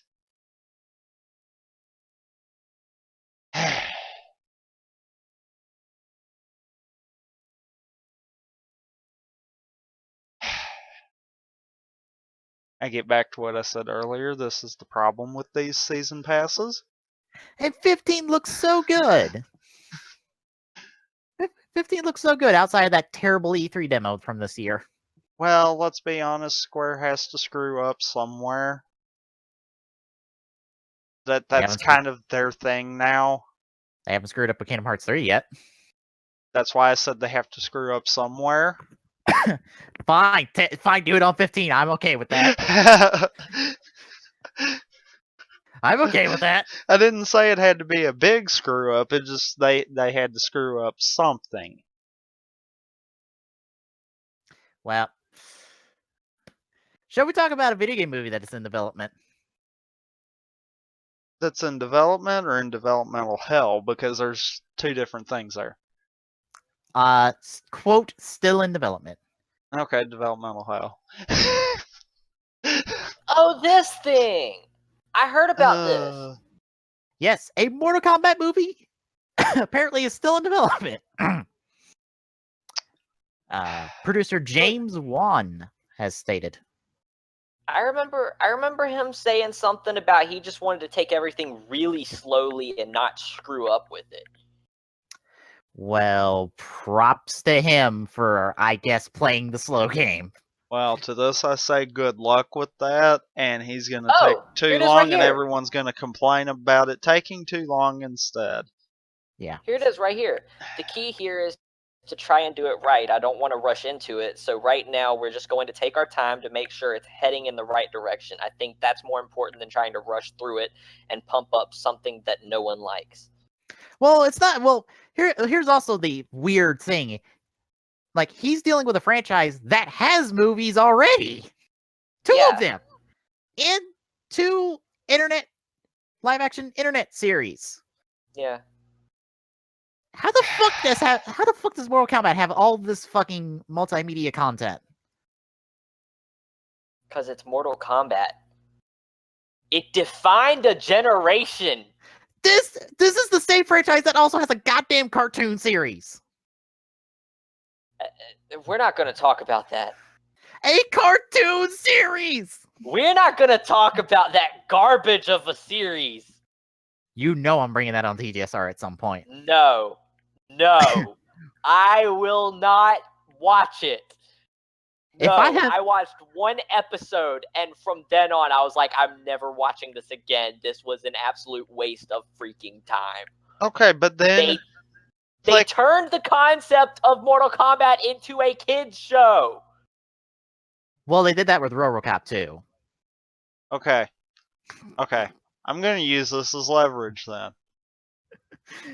Glock, if you won't watch that, then you can never suggest us ever watching Workaholics again. Notice I said suggest. I never said that was gonna be an option. Mm-hmm. But that's not fair. Yes, that is. No. If you're gonna use it as leverage, if I allow this to be on the show, I get to watch at least 1 episode of Workaholics on show. Fine. Oh god, I just gave up a season of terribleness for 1 episode. 2 episodes, because it has to be 1 full episode of TGSR. Well, here's the thing about that. Here's the thing. Mortal Kombat was never really targeted at kids. No, this was always an M-rated game, and then they turned it into a cartoon series back in the day, back in the 90s. What was it? What? What was the what? I don't know what you're talking about. I was commenting to someone who was like, "What? They took a video game and targeted kids?" Like, here's the thing. This was an M-rated game, clearly an M-rated game, and they're like, "Oh yeah." Like, this is also like RoboCop that got a cartoon series at the same time as well, and that's an R-rated movie. Oh yeah. It's just one of those like. Yeah. Yeah. But yeah, but looking at the content of the game, it is funny. Anyway. Moving on. Apparently, because we have more NX rumors, because we can never get enough MX rumors. Nintendo just needs to tell us what the NX is. That way the rumors can quit for a Doug, little Are we bit. still talking rumors about this console? I'm about to beat my head through the wall. Yeah, Glock, the console that more than likely will come out March of next year. Yeah. Glock, More than likely? Yeah, we still don't even have confirmation of that one. Oh my god! The only reason that it's more than likely that time frame is because of that being the same time frame that Breath of the Wild's going to be coming out. And we know that's going to be an NX title. Mm-hmm. I get the feeling that Nintendo's going to get this gimmick of all of it's going to be rumors until the day the console is released. And then everybody's just going to find out for themselves what it's about. And it's going to be completely different from what everybody is saying it is. No, we've had too much that's all lining up now, really, kind of deal. Like, case in point, the fact that the NX is going to be essentially a portable console that can hook up to a TV. That will use more than likely cartridge-based games. Yes. Honestly, to be honest, and I'm going to get a lot of hate for this. Like, I'm going to get so much hate for this. If I'm going to buy a Nintendo, I'm waiting for them to come out with a new IP. Other than something Zelda or something Mario. So you mean Splatoon? Related. Splatoon never really interested me. It never really interested me. So that's why I never really got a Wii U. I was just like, I don't. No, thank you. If Nintendo successfully comes out with a new IP that I am interested in, I might get this console. But if they're going to come out with the same stuff over and over again, because The Legend of Zelda and Mario, in all honesty, have been milked constantly and are at the point of drying out for me. Breath of the Mario- Wild feels like it might be a new, literal, no pun intended here, new breath into the Zelda franchise. Mhm. I In don't all know. I never seriousness. really. I'm gonna get hate for this too. Never really was a Legend of Zelda fan. To be fair, before Wind Waker, neither was I. Just gonna point that out. Like, what if I was telling you that Breath of the Wild is completely open world and completely open ended to where you can literally, after you get out of the starting area, go fight the final boss? You could literally end it whenever you felt like it. Yes, What game? Wind Waker? Breath of the Wild. What? Yes. Yeah, and that's been that can happen. confirmed. Yeah, it is very much digging into the RPG genre. Finally. Yeah. Because Okay. that's what Zelda's been lacking, in my opinion. Completely customizable gear and weapons. You can just change out your gear and weapons at any time. And all of the survival elements of it as well. Like they are digging into survival elements of it. You have to wear attire appropriate for areas you go into. Like you have to wear snow attire to go into snow areas, or else you'll freeze to death. Okay. So NX is actually going to be a legitimate portable console? As far as it's been Because allowed to be confirmed. Yes. From what I've read on the bottom, it says the source also confirmed last week's reports of Nintendo NX being able to plug into a dock to be used in a TV are 100% accurate. Yeah. Does that mean that it's going to be a real console, or does that mean that it's going to be a mobile console? Both. Yes. What? Essentially, and I'll get into this a little more, it's going to be, you've seen the Wii U gamepad, right? Yeah, are you saying it's going to be like the Wii U was when you could unplug it and play certain games on the pad? Not exactly. The whole console would be the pad, essentially. With the controller parts being able to detach from that and the console going into a dock to be played on a TV. I love that idea, but it seems like so difficult to do in a small pad I'll form, go in a little the bit. size of consoles nowadays. I'll go in a little bit more on the whole detachable controller part when we get to my quick draw. Mm-hmm. Okay. Honestly, I see it now being able to work a lot easier than I was at first, kind of deal. For me, it seems so difficult to be able to. I don't know. I can't quite comprehend that it's going to work out as well as they're making it seem, because it seems so ambitious, and compared to today's consoles and the expectation of today's consoles, I feel like this will be downplayed heavily, like the PSP and all of the other mobile consoles were. Even the 3DS and all that, they were great, but they couldn't hold up to the consoles. Okay. And the way they're making it sounds like the NX is supposed to be a big console. Not really. I've seen a lot, and I kind of have to agree with it. A lot of people are leaning more towards the NX as kind of Nintendo's way of getting out of the home console part of it and moving more to the mobile aspect of it. Yeah.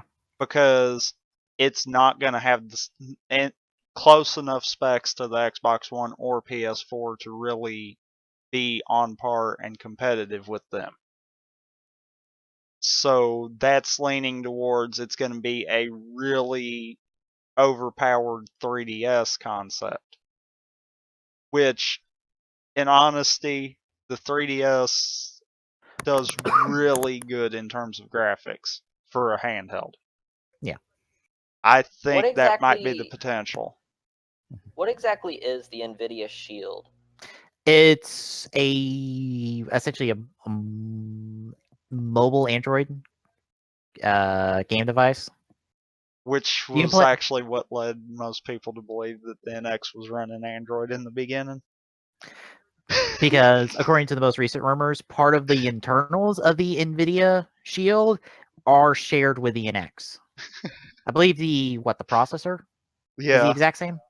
Yeah, the same processor that's in the NVIDIA Shield is in the NX, which has also led to the revelation of ports are not gonna be easy considering completely different architectures on that in that aspect. Yeah, but I can't remember if it's this article or if it's another one I saw.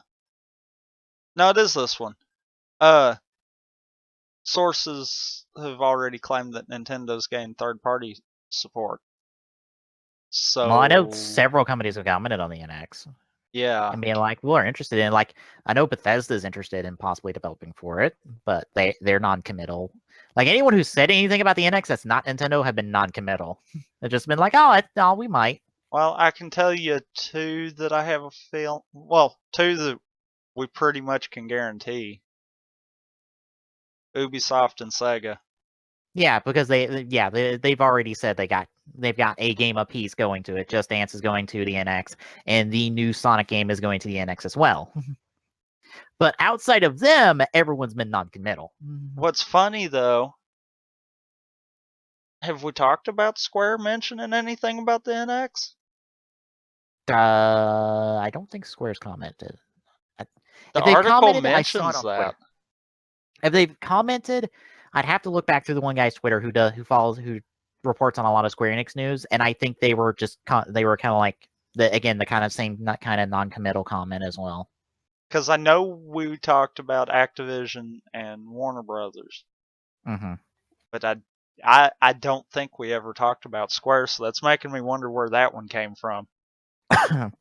They might have said something about it. I don't know. Like somebody might have brought up was like, could 15 come to the NX? And they've been like, because that's I think that's been a question that's been shopped around to a lot of people for major releases. Is like, will this game come to NX? I would have to think no, and that's Mhm. simply because look how long it's been since we've had a Final Fantasy game on a Nintendo console. Yeah. I mean, that sheer amount of gap there, I'm like, I doubt it. Mhm. It would probably be more realistic to think that Kingdom Hearts 3 would be on it. Kingdom Hearts 3 gets on there, I might buy a second copy of 3 just for the fact of having it on NX then. Like all seriousness, I would have to think it would be more realistic to see Kingdom Hearts on there. Yeah.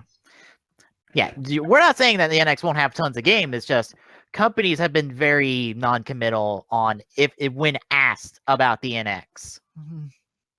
Yeah. A lot of companies have been non-committal. Has there been So- any companies that haven't been non-committal? Well, has there been- Sega has outright stated that the next Sonic game, the next new Sonic game, Yeah, will Sonic be on 17. NX. Yeah, Sonic 2017 will be on NX. And Ubisoft at E3 went on to go, yeah, Just Dance is coming to the NX. But outside of those two announcements, no one has said anything about putting stuff on the NX. Yeah. So it's been the NX has been super hush hush outside of like all of the hundreds of rumors we've gotten.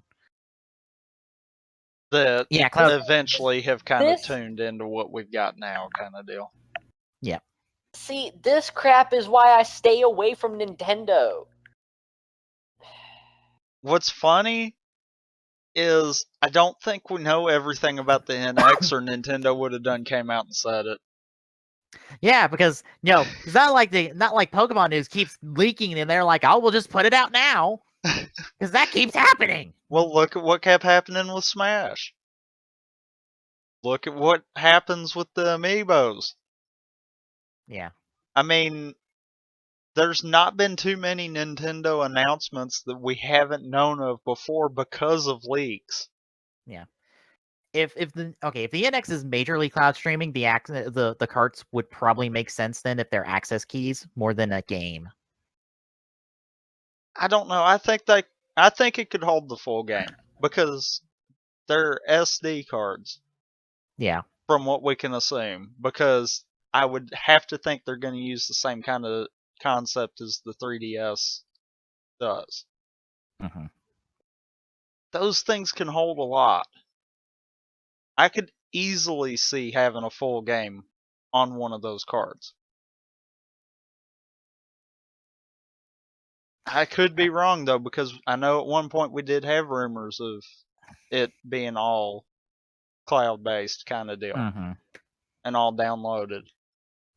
But I don't know. I just don't feel like that's right As I continue to say, the NX is everything and nothing at the same time. This is ridiculous. This is why I stay away from Nintendo. At least Xbox No. and PlayStation are somewhat upfront with what they have. No, you stay away from Nintendo because you have no nostalgia for Nintendo. That's not true. That's not true at all. I've played a lot of Nintendo games. I played the original Mario Bros. That. But it's one of those things that I played it and it was great. And I've gone all the way up to the Wii when Mario Bros was for the Wii. And I don't know. I stopped at the Wii. I guess the Wii just kind of destroyed my. The Wii broke everyone. That's all there is to it. It really did. It broke me so hard. I was just like, That's after why. the Wii, and it wasn't. That's why it And was the so bad part hard for is me to get a Wii U kind of deal. The bad part is I'm one of those people that's like, I don't necessarily hate the Wii as much as everyone else. I actually have some fond memories with the Wii. But at the same time, it killed me with the rest of Nintendo when there's consoles like Xbox that have games that are more in my niche. I am a huge RPG and games like No Man's Sky or Mass Effect or Watch Dogs or GTA. You don't find games like that on the Nintendo because it's a child's console. Wow. What games like that are on the Nintendo? Can you list any games that are like that on the Nintendo? Successful games, no. Exactly. Games like that, yes. Okay, fine. Games that are fun and not terrible. Oh, I'm not saying that Zombie U was terrible. I'm just saying it underperformed horribly. Yes. There's a big difference there. And on top of that, it's also on other consoles. Zombie is on. Yeah. Now that was originally a Wii U launch title. Yeah. Yeah, it was, and it was a great idea. Terribly underperformed. Anyway, I do believe Sorry, but that's my entire point. Is that for me, Nintendo's never been that big of a deal. Oh my god, did Dunsparce take another one of Pro Jared's Pokemon? God damn it. Great. Dunsparce killed his first Pokemon. Apparently he killed a second one. Or a third one. I don't know at this point. Dang. Fucking Dunsparce. What's funny is there's a running joke with Dunsparce and Ash in the anime. It's a Pokemon he's tried to catch, but he can't catch it because of stupid coincidental reasons. Anyway, I do believe it is time for the Aloha Forecast. Oh God. Well, There's we'll lose more. clock. There's more. there's more Pokemon news to talk about, and it's Pokemon Sun and Moon. This is all Pokemon Sun and Moon, by the way. This all came out in the last couple weeks. Why This all has this not ended yet? Because Sun and Moon hasn't came out yet, and we have an entire generation of Pokemon to debut on top of new forms for the past Pokemon. Yeah. This isn't. Oh dear God! Yeah. These are the anniversary games. Pokemon Sun and Moon are the anniversary games. They're going all out for this. You have no idea how happy I am. I'm stuff looks cool. hoping that last article, by the way, mentioned that we were going to get a Pokemon game for the NX more than likely. I'm Yeah, it did. really hoping they decide to port Sun and Moon to the NX, because then I'll be like, okay, yep. But yeah, on the whole cart situation, I don't know. The problem is everyone keeps throwing out carts and no one's given an example of the carts. And I'm just like, this sounds dumb without context, and I feel like no one's giving context. Yeah. But anyway, Pokemon Sun and Moon news. We've got new Pokemon and new forms. Wait, which Pokemon was it that the main bad guy was N? Was that Black? Yeah, that was black and white. Okay.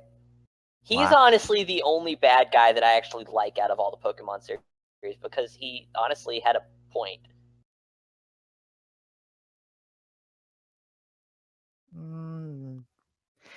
To a certain extent, I agree with him, but the problem is, essentially, to give the comparison, Plasma was essentially PETA. They had an opinion, but they were forcing that opinion on everyone. And it's like, no! Yeah. Like, yeah, there are that's Pokemon true. that want to be with their trainers because they want to be with their trainers. There's a bond there. Like, maybe there's a case for you somewhere, but you are reaching a lot for a lot of people. Yeah. Fair enough. But anyway, the new Pokemon. First up, we have Morphle, a grass fairy Pokemon that is our little flower mushroom Pokemon down there. It's the best way I can describe it. It can either have. Would that be a flora or would it be a fungi? Well, it does have. It has the. It can either have Illuminate or Effect Spore as an ability. It can learn to move Spore. So. So it would be a fungi.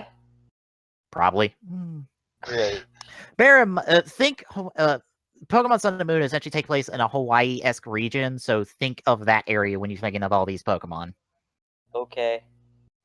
Next up, we have the Pokemon Wizwhale, which has two forms. At a certain level, it can go from the solo form that you see down below. Wizwhale? Or Wizwy. Or Wizwashi, my bad.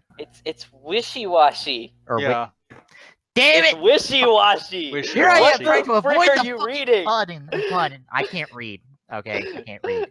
I have a lot of text to read, and I can't read at all. Anyway, at a certain level, it has it can gain the ability Schooling, which allows it to change forms into a fucking massive looking fish that is made out of all the fish. It looks like a robot, though. But it's made out of fish! So I'm assuming this is Magikarp's cousin that actually knows how to combine together and do something. Yeah. It's not like a level 100 Magikarp. Completely useless. It can learn Hydro Pump and Aqua Tail.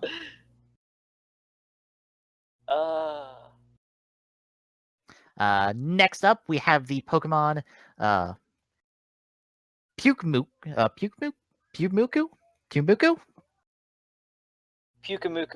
It's also a water-type Pokemon, and it has the ability Innards Out, which damages a Pokemon that knocks it out equal to the amount of HP Pyukmuku had. It can learn through the move Pain Split. And its animation looks like it's like it literally pukes out this white thing before it sucks it back in. Oh, Pyukumuku. Ah. Remember, I was Glock. waiting on Game Glock Freak to catch loves its that one. puns. They love puns. I was waiting on It him to hurts catch that one. sometimes. That was so lame. Yeah. Yep. Don't worry. There's 1,001 more.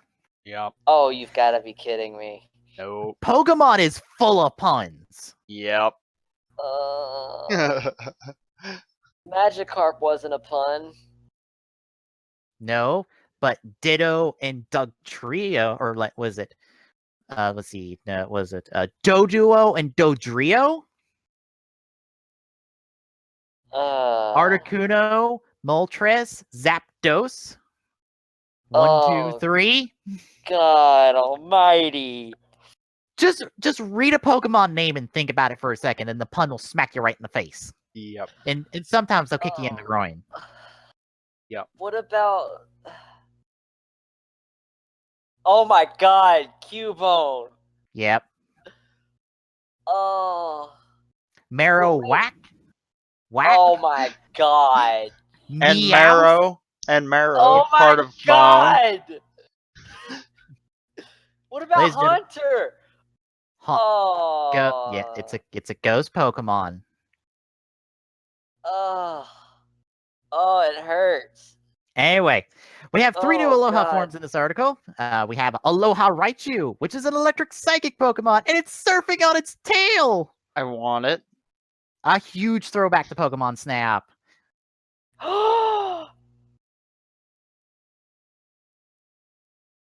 It's got the ability Surge Surfer, which doubles its speed in electric terrain. It can learn Psychic and Thunderbolt. Levitates in the air, riding its tail. Let's see. Oh, and here's a nice little quote. Even Pokemon researchers don't know why Raichu's form changed in the Aloha region, but the people of Aloha guess it ate too many sweets and fluffy round pancakes. Quick question. Why do you call it Aloha? Because I'm dumb. It's Alolan, but Aloha, Hawaii, Aloha. It's Alola. Oh, I thought it was Aloha. No, it's Alola. Okay, so Alolan. Anyway, Alola. La. moving on from my inability to pronounce words. We've got a Meowth form. It's now a dark type and it can either have pickup or technician. And I want the Marowak. Yeah. by the way, Glock, Marowak, you watch One Punch Man, right? Eh? I was about to say, you know the episode where Saitama is like, who let this wandering, this sassy lost child in here? They replaced her with Meowth for that scene. With this Meowth. Seriously? Yes. Oh god, everything about this is becoming memes, and I don't understand it. We haven't even gotten to the Executor yet. Oh dear god. Oh. We also got a Marowak form that is Fire Ghost. It can either have Curse Body or Lightning Rod. It can learn Will-O-Wisp, and what appears to be a new bone-based ghost type move. And as a quick note, regular Pokemon can evolve into the Alolan forms. What is it, percentage based or something? I'm not entirely sure. Or is it just simply if they evolve in this game, they turn into that? I think if they evolve in this game, they evolve into that form. That would be neat. Yeah. And finally, we know the villains of Sun and Moon, Team Skull. The villainous team. And they got a trailer featuring them and their leader. They are a group of ruffians who steal other people's Pokemon, mess up the trial sites, and delight in all kinds of evil deeds. So eventually, they're a bunch of jackasses. And considering how they're dressed, they are literally a bunch of punks. They are a street gang. Guzma is the boss. He's described as battling without mercy, describing himself as destruction in human form.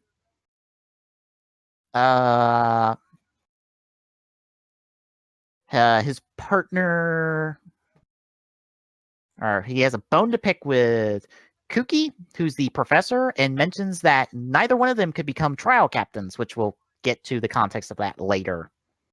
Because there are no gyms in Pokemon Sun and Moon. There's a completely different progression path in this game now.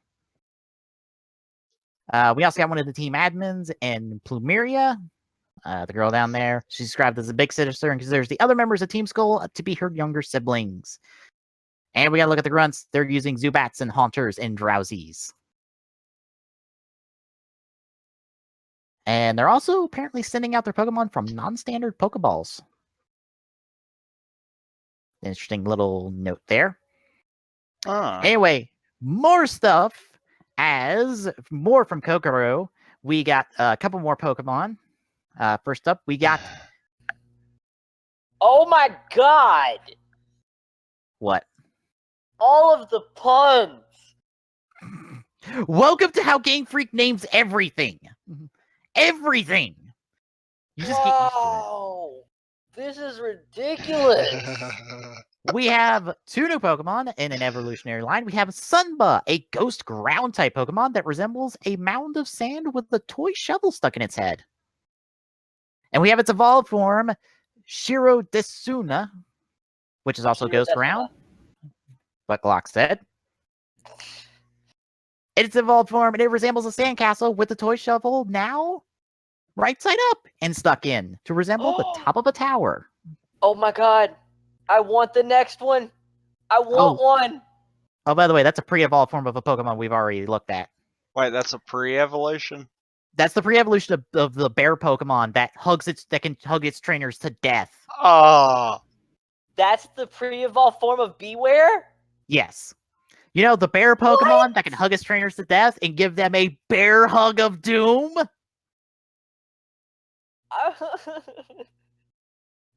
It's so adorable and yet so harmful. Yeah. You should see the picture of it where it's flailing about trying to fight. I think it's down there in the magazine scans. Oh my god. But yeah, we got the pre-evolved form for Beware, and that's pretty much it. The rest of it we've already talked about.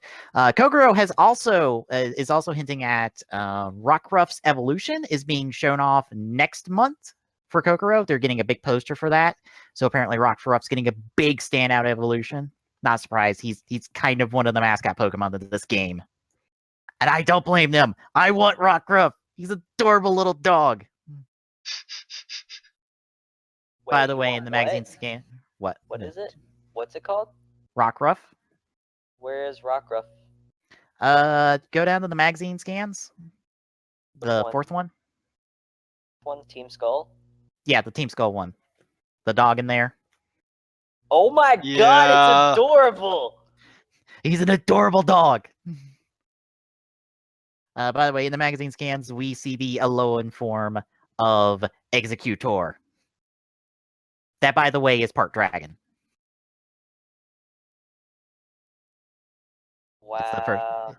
It's the Alolan forms picture. All the memes. Yep. What the heck is Namakobushi? Namakobushi? Is that little Pokemon on the bottom right? Believe so. That is our Pikachu of this generation.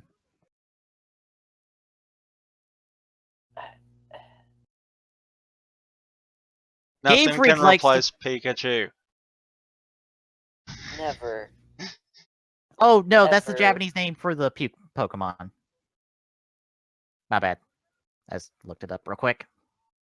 That's the Japanese name for the puke Pokemon. Bear in mind, we're mixing English and Japanese information here, so yeah.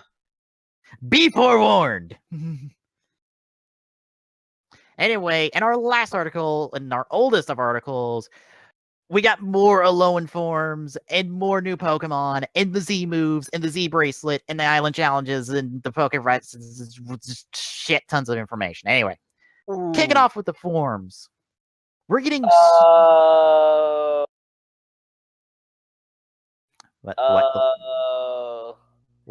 Glock? The Pukumuku? Yes. It resembles a sea cucumber.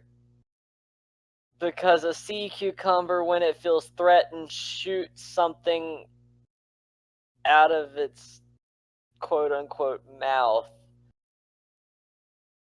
Thank you for that tidbit of information, Glock. Oh, the pun. It hurts. For the forms from this article, we have the Executor, which is Grass Dragon for some godforsaken reason. Wait, what? Yeah.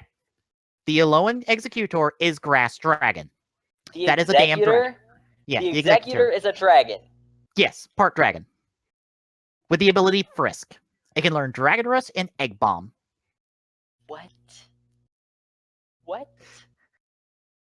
What? What? I... Vulpix and Ninetales will be picking up Ice typing, with Ninetales having Ice Fairy. I don't think Ninetales is normally Fairy. Let me check real quick. I don't know. Nope, it's straight Fire. Yeah, Ninetales That's is what I a was fairy. thinking. Yep.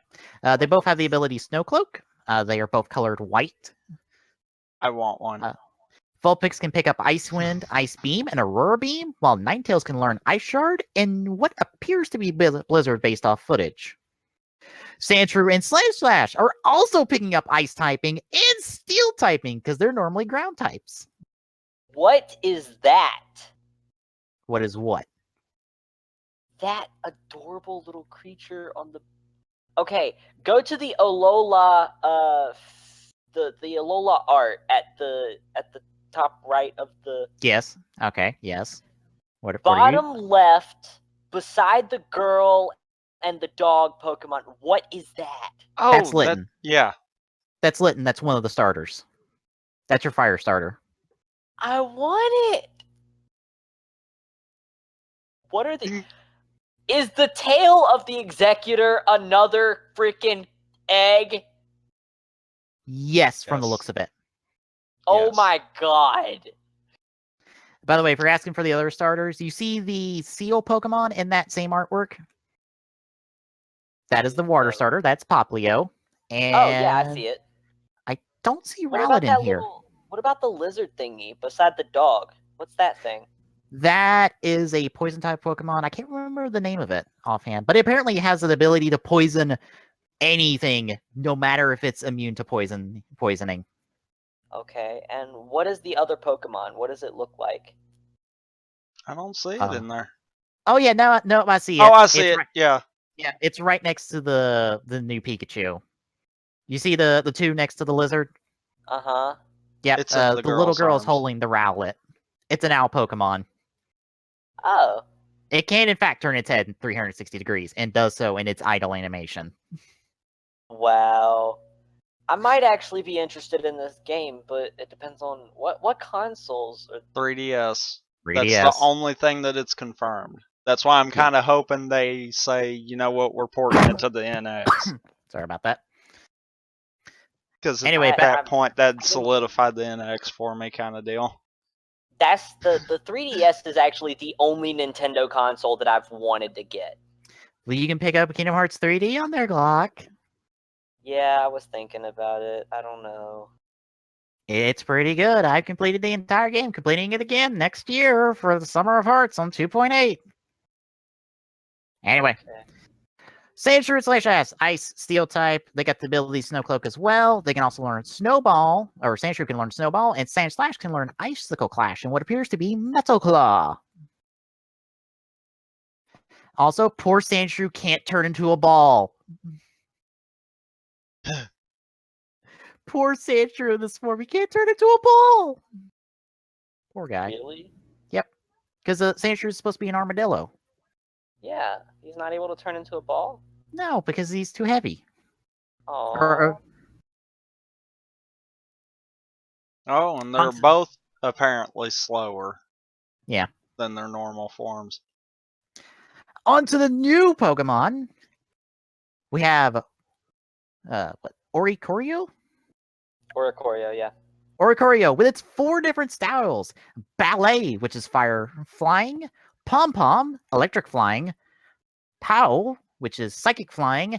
And Sensu, which is ghost flying. So, is this basically the equivalent of the Evolutions? No. No.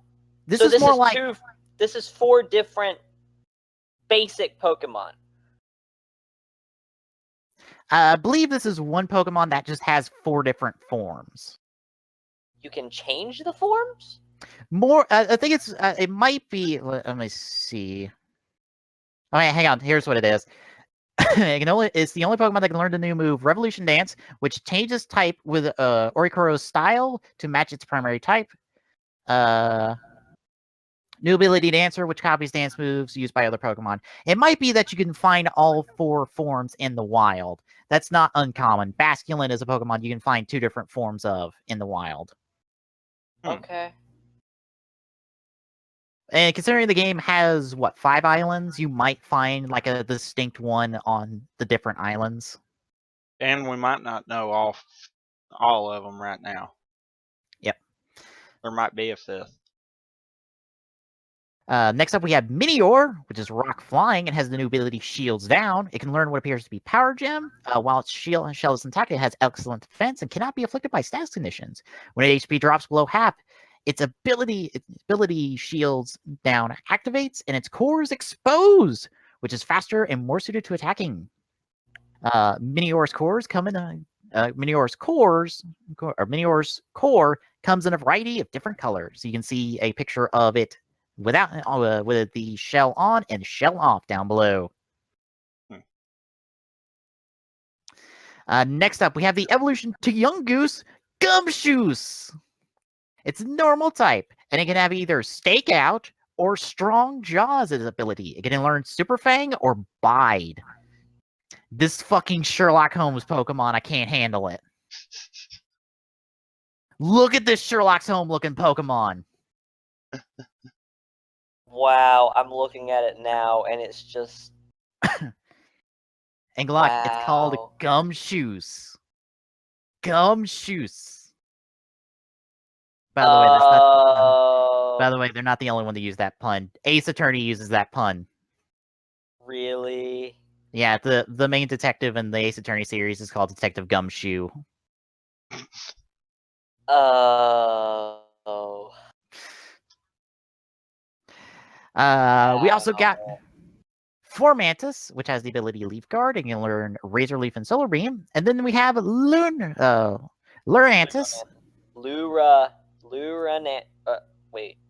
Lurantis. Wow, yeah. I started to read that wrong. Lurantis, the evolved form of Formantis. It's got Leaf Guard as well. It can learn the new move Solar Blade, which is a 2-turn move like Solar Beam. So essentially a sword version of Solar Beam. This seems... These look familiar. These look a lot similar to the other Pokemon. I forget what they are. The one that's like, it looks female and it wears a dress type thing. It's a grass Pokemon. It has that diamond thing in its chest. Dionysus? No, because its unevolved form is a little midget-looking grass Pokemon with the diamond in its head. Oh, fuck, I don't know. You know what I'm talking about, though, right? Probably, but I can't think of the name. Hang on. I'm about to find it.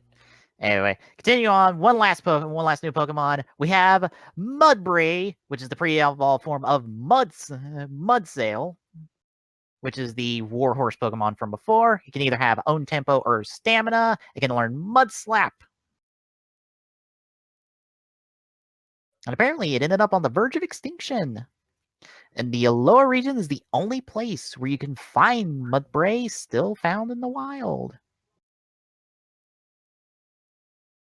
Next up, we have the Z moves, which are those special moves we seen in the trailer. There are Z moves for each type.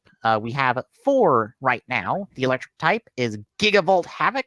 Grass type is Bloom Doom. Fire type is Inferno Overdrive. And water type is Hydro Vortex. The Z moves are accomplished with the use of a Z crystal in the Z ring. The crystal is actually what was seen in the Japanese titling, for those curious. And the Z brace has been seen on the trainer's wrist and along with a lot of other material as well. They're also selling a physical Z brace with Z crystals that will actually interact with the 3DS. You can actually activate the moves on with the physical Z brace, I believe. Or at the very least, the Z brace will give feedback from your use of the Z moves in the game. So, from what I'm understanding, is this would have been something that more than likely would have been implemented in Z if we had gotten it. Most likely. But remember, Zigrade will most likely play a major part in this game. Yeah. And he has his own Z move. Speculation ahoy! Hmm. You can only use one, I believe, one Z per battle. Yes, a Z move can only be used once per battle. So you can probably only get one use out of your Z moves every time. Now, an interesting thing I found about the physical Z brace is that you can hold 7 crystals on the Z brace at any given time. 6 around the ring itself, and a 7th loaded into the crystal to be used. A neat little touch considering how the game is set up, or how your party is, personally speaking. But anyway, on to what is replacing the gems for the game. The Island Challenge is described as a rite of passage in which the player travels to the 4 islands of the Alohan region to complete the island's trials. The goal of the Island Challenge is to become the strongest trainer, known as the Island Challenge Champion. These trials do not involve battling. The Gardevoir. Gardevoir. Okay. Why did I think it was Leaf? Why did I think it was a grass type? Gardevoir isn't grass type, is it? It's psychic. Yeah, that seems almost like the Gardevoir of this universe. This region. Formantis. Yeah, this region. But anyway, the trials do not only involve battling. My bad. Trials are not limited to battles. They take a variety of forms, such as finding items or completing tests of knowledge. They cannot be accomplished with ordinary methods. At the end of each trial, the player battles a totem Pokemon. Totem Pokemon is much larger than other of their species, and its body is enveloped in a special aura. They battle in a SOS battle, which allows totem Pokemon to call on other Pokemon to help them during the battle, summoning them to battle at his side. So essentially, it turns it from a 1v1 to a handicap. Yes. We have a Totem Gumshoes. They can call on Yungoos to aid in battle. And we have a Totem Lurantis. The final trial of each island is called the Grand Trial. It is a Pokemon battle against the Kahuna, who governs that island. If the player clears the Grand Trial, they will be recognized and have cleared all of the island's trials. Kahunas are chosen by the Pokemon known as the Guardian Deities, which we've already met one so far. We haven't met the rest of them. Which are found on each island. Island Kahuna Hala is known as the Kahuna of Melee Island. And then we get a description of each of the captains. Now, interesting thing that plays into some leaked concept art that may have confirmed the final evolutions of the starters. You see Mallow down there. She actually shows up in leaked concept art that showcases what is assumed to be final evolutions of our 3 starters from this game. Now, whether or not that confirms those are the final evolutions of the 3 starters is unknown. But she is there. But we got Mallow, Lana, Sophiekels, and Kawaii. And it is grass, water, electric, and fire. And finally, we get more information on the Poke Rides, which is essentially the new mechanic of you get to ride around. It was just Pokemon as a Poke Ride, which allows you to access areas that wouldn't be able to with human strength alone. Poke Rides can traverse terrain humans cannot. You can destroy certain obstacles. Essentially, a expansion on the riding of Rhyhorns that exist in X and Y. Essentially, you're going to ride Rhyhorns in specific areas and like destroy obstacles and deal with stuff along the way. So we've got a Tauros, the Mudsdale, a Sharpedo of all fucking things, which blows my mind because I was like, what the fuck? A Sharpedo? And also a Charizard. We also seen there's also the writing of a Stoutland on the official site, and a Lapras in, I believe, in earlier trailers. So yeah, all sorts of writing a variety of Pokemon in a variety of areas. Sounds really like, oh my god, so much stuff. I have a question though. What? In terms of the island challenges, Mm-hmm. do you have to do them in order like most Pokemon games make you do? I don't know. It depends on how you get to the islands, I feel like. Because, I mean, they're introducing the fact that you can ride more Pokemon. So I kind of feel like maybe they're aiming towards more of an open environment where that's the end goal, but you could do them in whatever order you felt. Mm-hmm. That's kind of something that I wonder, especially seeing as how they're willing to take the old formula for Zelda and throw that out the window. I'm wondering if Nintendo's like, you know what, we need to do that with everything. I know in Omega Ruby Alpha Sapphire, a big deal late into the game was the ability to ride a Latios or a Latias in its Mega Ball form in like an open sky area, and you can run into Pokemon in there, and you can also like run into certain legendaries up there as well. So Huh. that might be a further expansion of it. Like, I don't know, because the thing is, they haven't said how you are going to progress from island to island to island. We know how you're going to progress from beginning through, I believe, the first trial, because the E3 demo, I think, covers that. And also, we know the Guardian Pokemon of the first island as well, but we don't know them for the rest of the islands. And none of these are captains of the island that you start on. So, again, the weird thing is we have so much information, but there's still so much more to discover about this game. Like, we've gotten, what, 20 plus Pokemon so far? Yeah. And like, we know the starters will have two evolutions apiece. Like, we're not like, none of this even comes into consideration mega evolutions at this point. Like, who knows? There might be mega evolutions in this game. They haven't said anything about.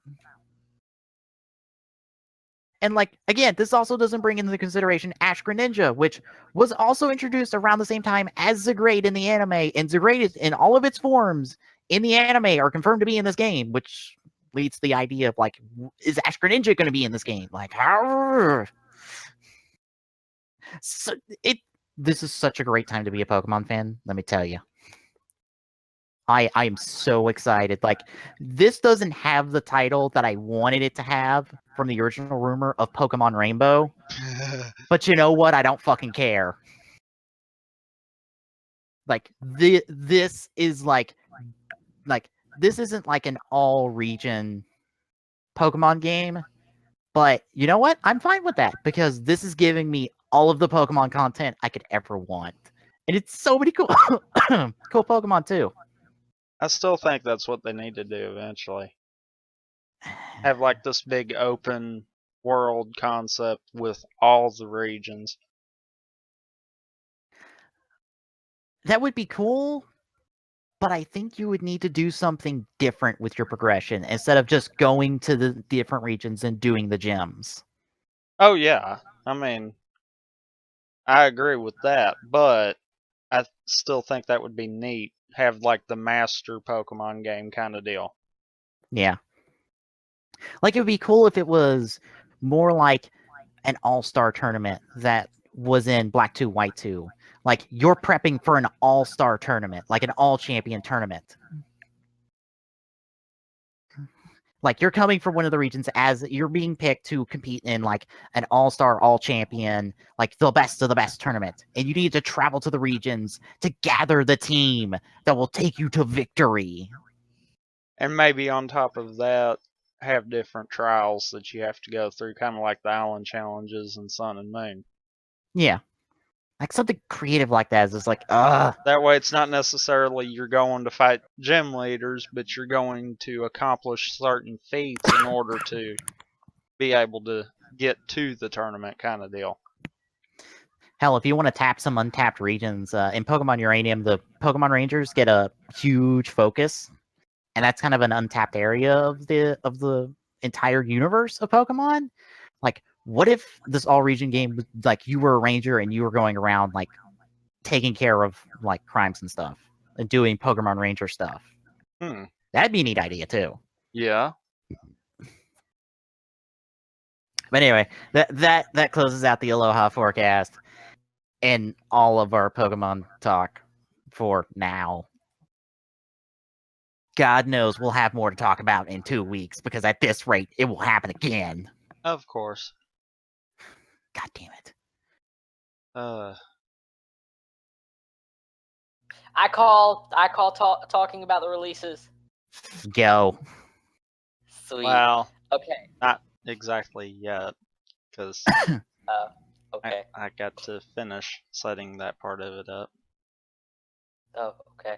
Because, yeah. You know, now it's kind of ready. Okay. August 13th. Only one game will be coming out, known as Last Will, for the PC alone. August 15th.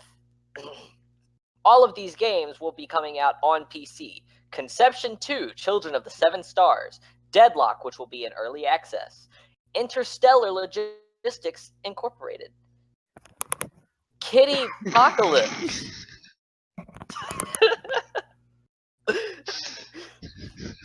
Kuraburo Kai. Looter Kings, another game that will be in early access.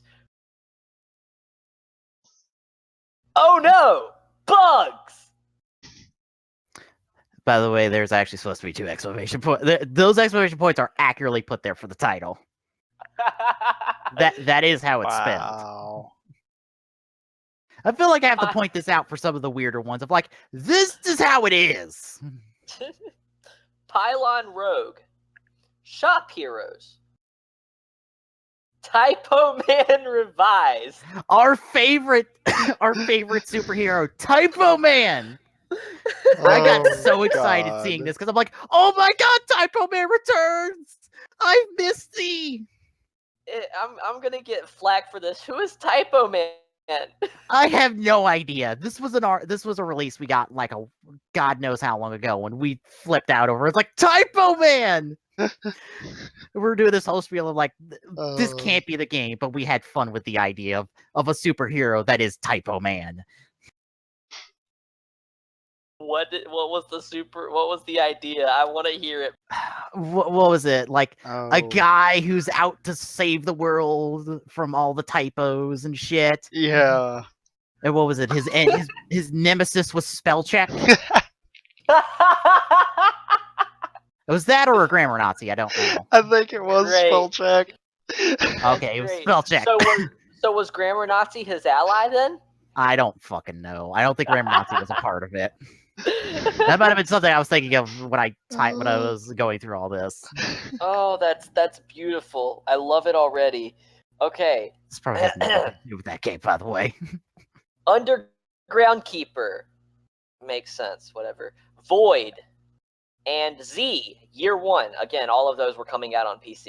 Sorry to be distracted by that one title. August 16th, we will have Grow Up on Xbox One.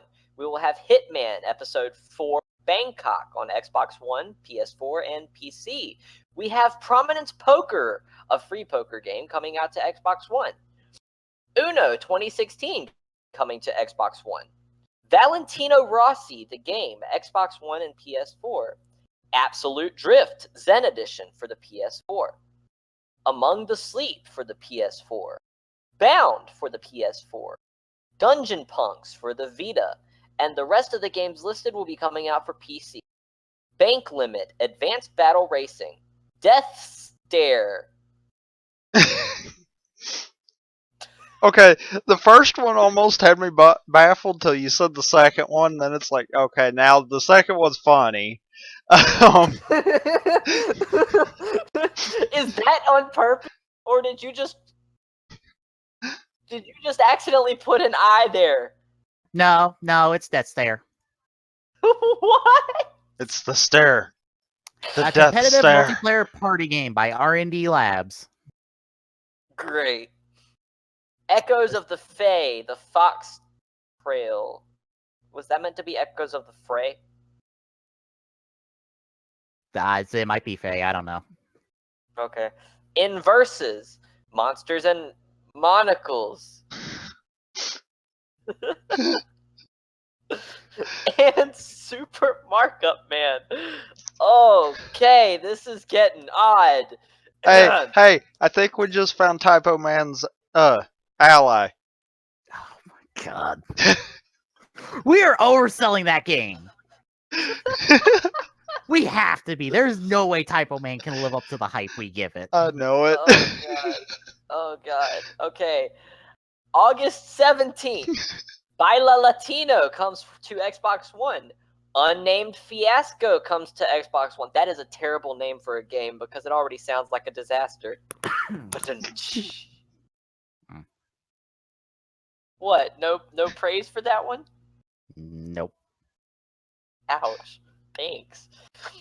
Giga Girl comes to PC. And on August 18th, we have Poncho coming to the Wii U. Brick Race for the 3DS. And the rest of the titles will be coming to the PC. Blasting Agent Ultimate Edition. Combat Core. Core and Cross's Dead and Breakfast. Not gonna question it. Gone in November. Just Cause 3. Bavarium Sea Heist.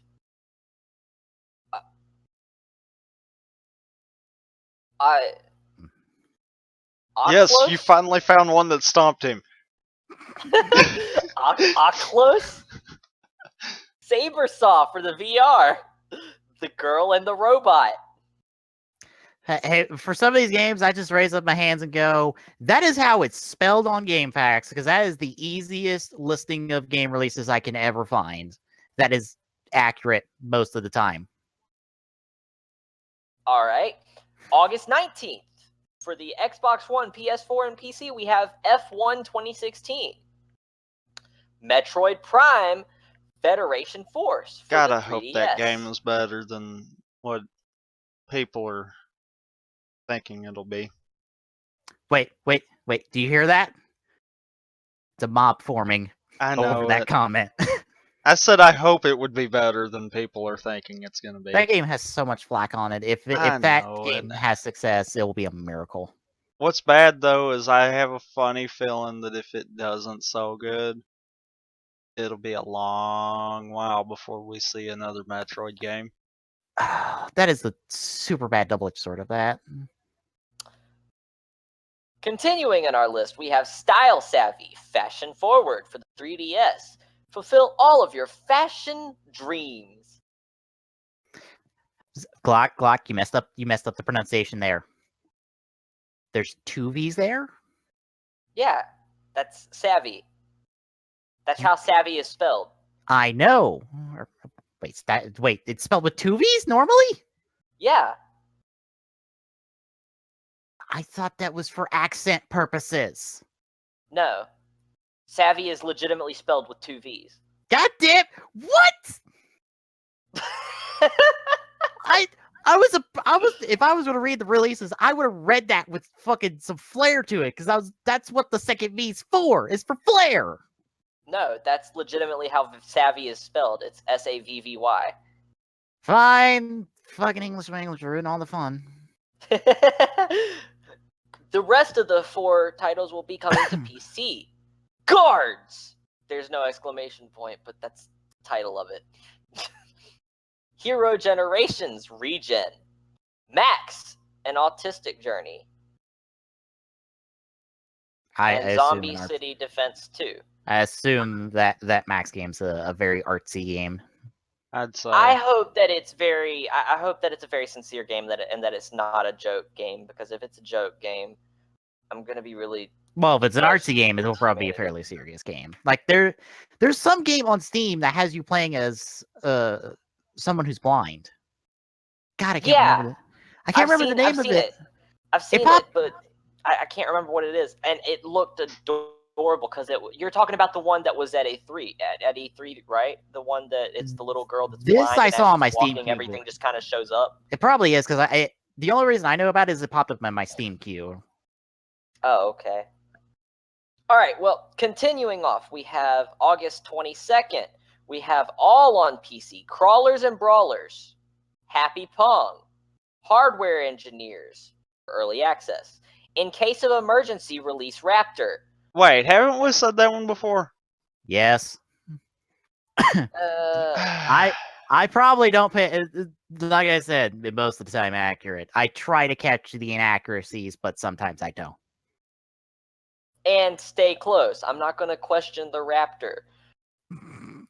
Hey, the Raptor is here for your safety. And you August only can release 23rd. it when it's an emergency. Exactly. August 23rd, Madden NFL 17 for the 360, the Xbox One, the PS3, and the PS4. Deus Ex Mankind Divided for the Xbox One, PS4, and PC.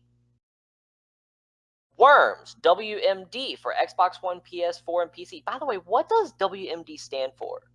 I don't know, but I do know that if you want to see some footage of that, Tom Fox and the Derp Crew have two games of it up on Tom Fox's YouTube channel. Get some early look at it. It looks pretty good. It adds a crafting element to a Worms game. Really? Yes, you can craft better versions of weapons. Oh my god. That's interesting. There's a Also- pun farther down. What? There's a pun farther down. My eyes went straight to it also. That's what's bad. Also, there's a weapon in that game that is Apocalypse. It is the best weapon in the game, in my opinion. You literally summon a meteor shower, and it blows up everything everywhere on the map. You can make a game in the draw with that weapon. Jeez. It is so gloriously hilarious. Anyway, continue. Oh god, I went down. Dang it, Tommy! Oh, okay, I see it. Uh-huh. Inside for the PS4. The King of Fighters 14 for the PS4. And all of these come out on PC. I wonder if this American Truck Simulator is made by the people who did Euro Truck Simulator. Probably. I know Euro Truck Simulator is actually really done. I've learned to stay clear of simulator games. No. When I say really well done, I mean the Euro Truck Simulator is really good at like capturing what it is to be a truck driver. I can say that because I've helped my father with driving a dump truck before. So, anyway, son of a cat president, a more perfect union. Now, the question is Cat You can't- President Donald Trump, or is it Hillary Clinton? You can't see me, but I'm rubbing my eyes. It's not Trump because he's more of a dog. True. Very true. He barks whenever he feels like it and doesn't care who he offends. Yeah. Yeah. Next game to get off of the political topic. I had to say it. 5 Champions of Canaan and Tribe of Pak. Why can't there be any there?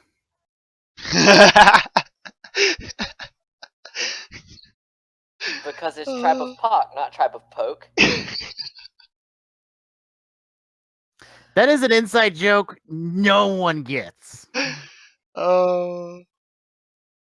Part of me feels like I should get it, but at the same time, it's like I don't. Really? I'm not quite catching it. Really?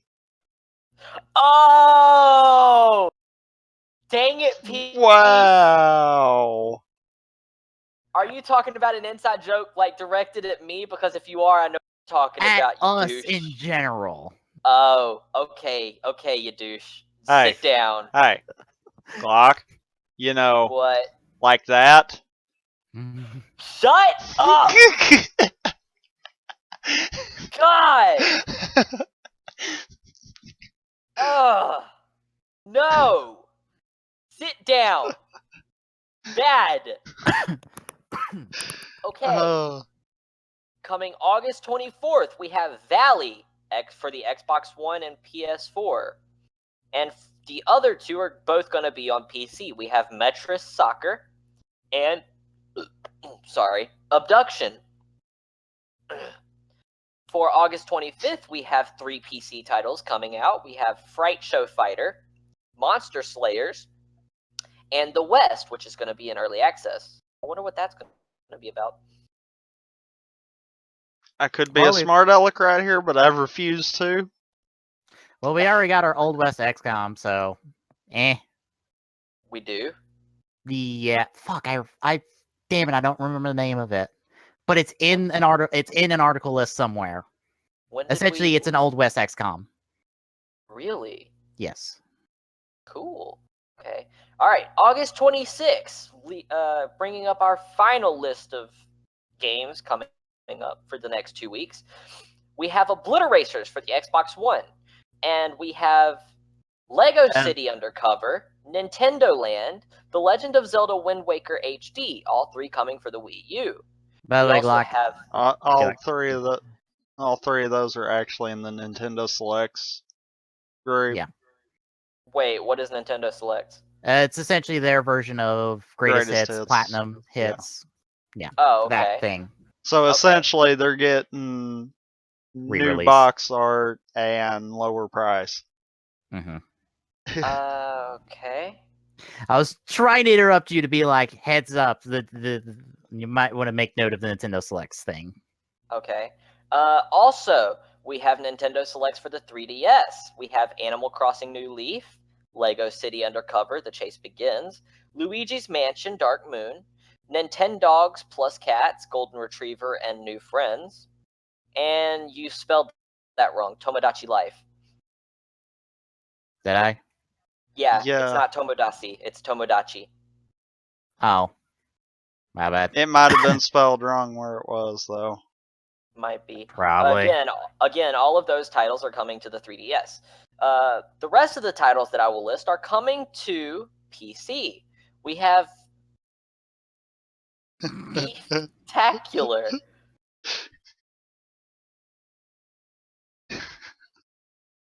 Why? I don't ask what these games are. I simply put them in the list. I swear, I'm picturing a taco making game where if you do it right, it goes Beeftacular. Jesus Christ. I don't know why. Next game. Jozu Gao Biki Gakuen. Complete. No idea. Mini Law, Ministry of Law.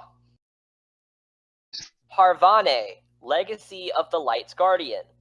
By the way, Beeftacular is essentially like a Ninja game or a Super Meat Boy. Precision, pretty much a precision platformer.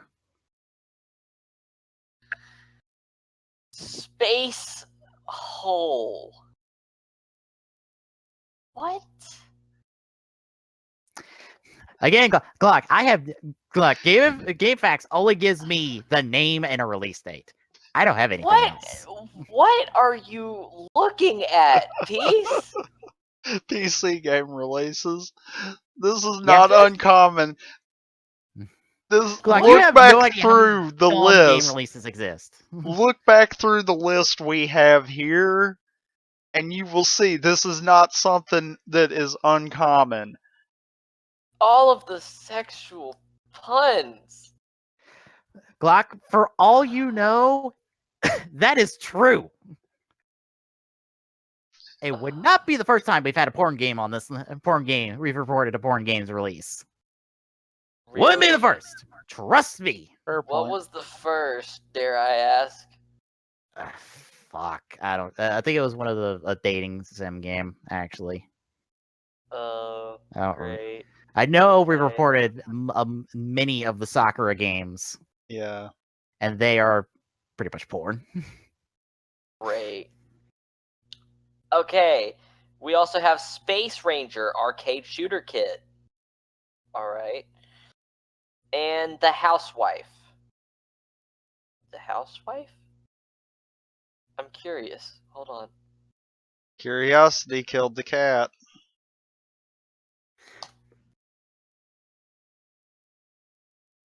Don't mind me, I'm pulling up Steam in the background to be like, let's find out what Space Hole is. Oh God.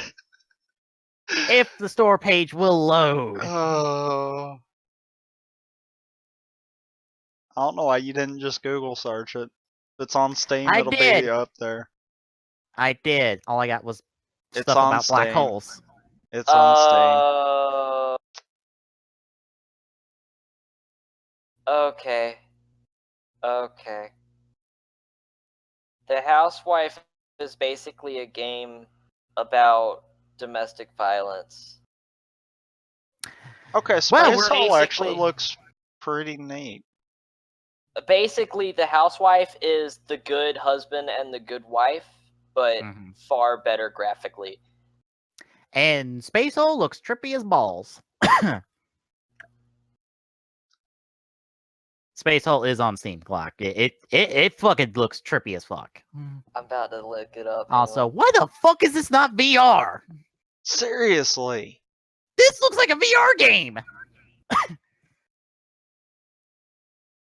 Oh God, yeah, Space now Hole I'm trip- seeing Oh what you were my talking about. god! Like, what the fuck? This would be perfect for VR. I know. Also, What where's the- the VR? Also, speaking of No Man's Sky, since it was displayed there as related games, why does No Man's Sky have no VR support?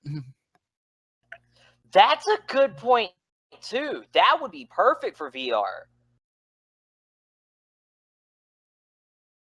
Wow, this is really what the frick?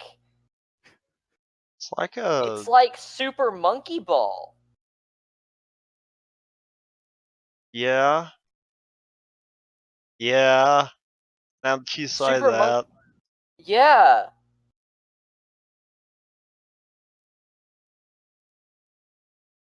But you do see it. I'm not blind. Yeah. Yeah. There's. Anyway.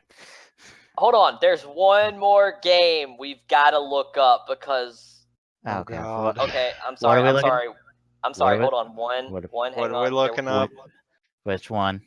2 games. 2 games. What 3 games. What games? What Kitty games? Apocalypse. Oh, God damn it. Was that one of the PC games? Yes. Yes. Okay. And it's a VR game. You're fucking kidding me. Mother. What?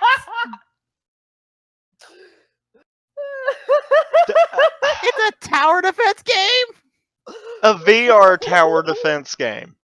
To be fair, that's not the first VR tower defense game I've heard of, but this is a motherfucking fuck. Kitty Apocalypse is an in-depth strategic tower defense game built exclusively for VR across a diverse range of environments. Defeat the hordes of evil alien kitties and salvage what's left of your home planet. That is the legitimate description on the site of the video game. Yeah. I know. I pulled it up so the stream could even see it.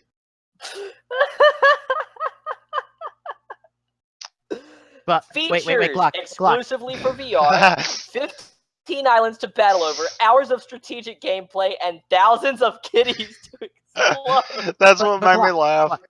Glock, there's one correction I have to tell you. Oh boy. It's not evil alien kittens. It's evil aliens being dressed up as cuddly kittens. Go up one paragraph. Oh god. They have successfully taken over the planet and all that you know and love. Prepare to repel wave after wave of dastardly cute but deadly kittens on 15 beautiful and diverse islands. Remember, the survival of your home planet lies in your hands. Fucking Christ. It looks good for a VR game though. To Like be it's fair, got really clean graphics that don't look cheesy. yeah. Next game. Oh god. I'm kind of impressed by that part of it. Yeah, it does look good. Now the next game, Cat President. Oh More perfect no. union. And on the Steam site, the picture of the cat is winking at you. Let's watch the teaser trailer. It's a goddamn visual novel. I'm done. Oh my god. This is some Why? Hatfield boyfriend bullshit. I'm done. Peace. I'm out. The script is over 350 pages long. What? That's in the Wow. description. The third paragraph. And this thing. Oh dear god. Oh god. Okay. Look And at- this is a sequel, apparently. That motherfucker. What? I'm done. Yeah. I'm Yep. done. What? Yeah. This is apparently a sequel. To what? Apparently the first cat president.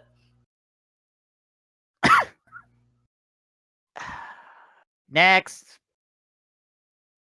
I'm kind of curious about Death Stare, but the one that I want to look up. Oh yeah, I was wanting to Because- look at that too. Well, let's look up Death Stare then. We're gonna have 4 then. I'll be honest, it doesn't look that interesting. No. Competitive multiplayer party game? Yeah. What? You apparently missed that when I said that before. What the frick? The picture. What? The pictures. Okay, I gotta get on Steam because I gotta see the Steam green light of Let's this. see. In local or online play, up to 3 play people race to the finish, while the fourth, armed to the teeth, with an assortment of unconventional ammo types, does everything to stop them. Death Stare takes competitive multiplayer to new extremes, with ridiculous ragdoll physics and ludicrous 3v1 asymmetrical gameplay. Will you hate the player or hate the game in this chaotic ordeal designed to make friends into enemies? Okay, Ugh. I gotta read this.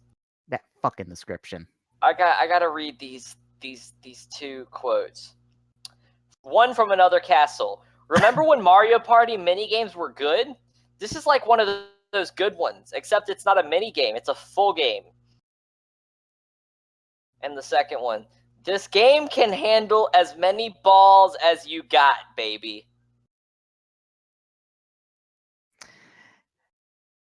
Good Moving sir, you do on. not deserve a rim shot. Good day.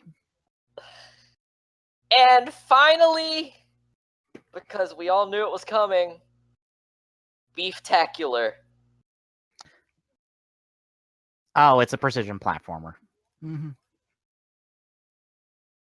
Was it? Yeah, it's pretty much like a Super Meat Boy. It's a precision platformer. Let's see. Yeah, actually, this looks like a fucking Super Meat Boy ripoff. Yeah. Fucking Christ. Oh my god, it is. Yeah. How in the world did it get completely finished and no one say anything about it? Because no one gives a shit about it. Wait. The game was inspired by 10-Second Ninja. Bullshit. We sure about that? I don't know. It seems like you're missing an inspiration here. Yeah.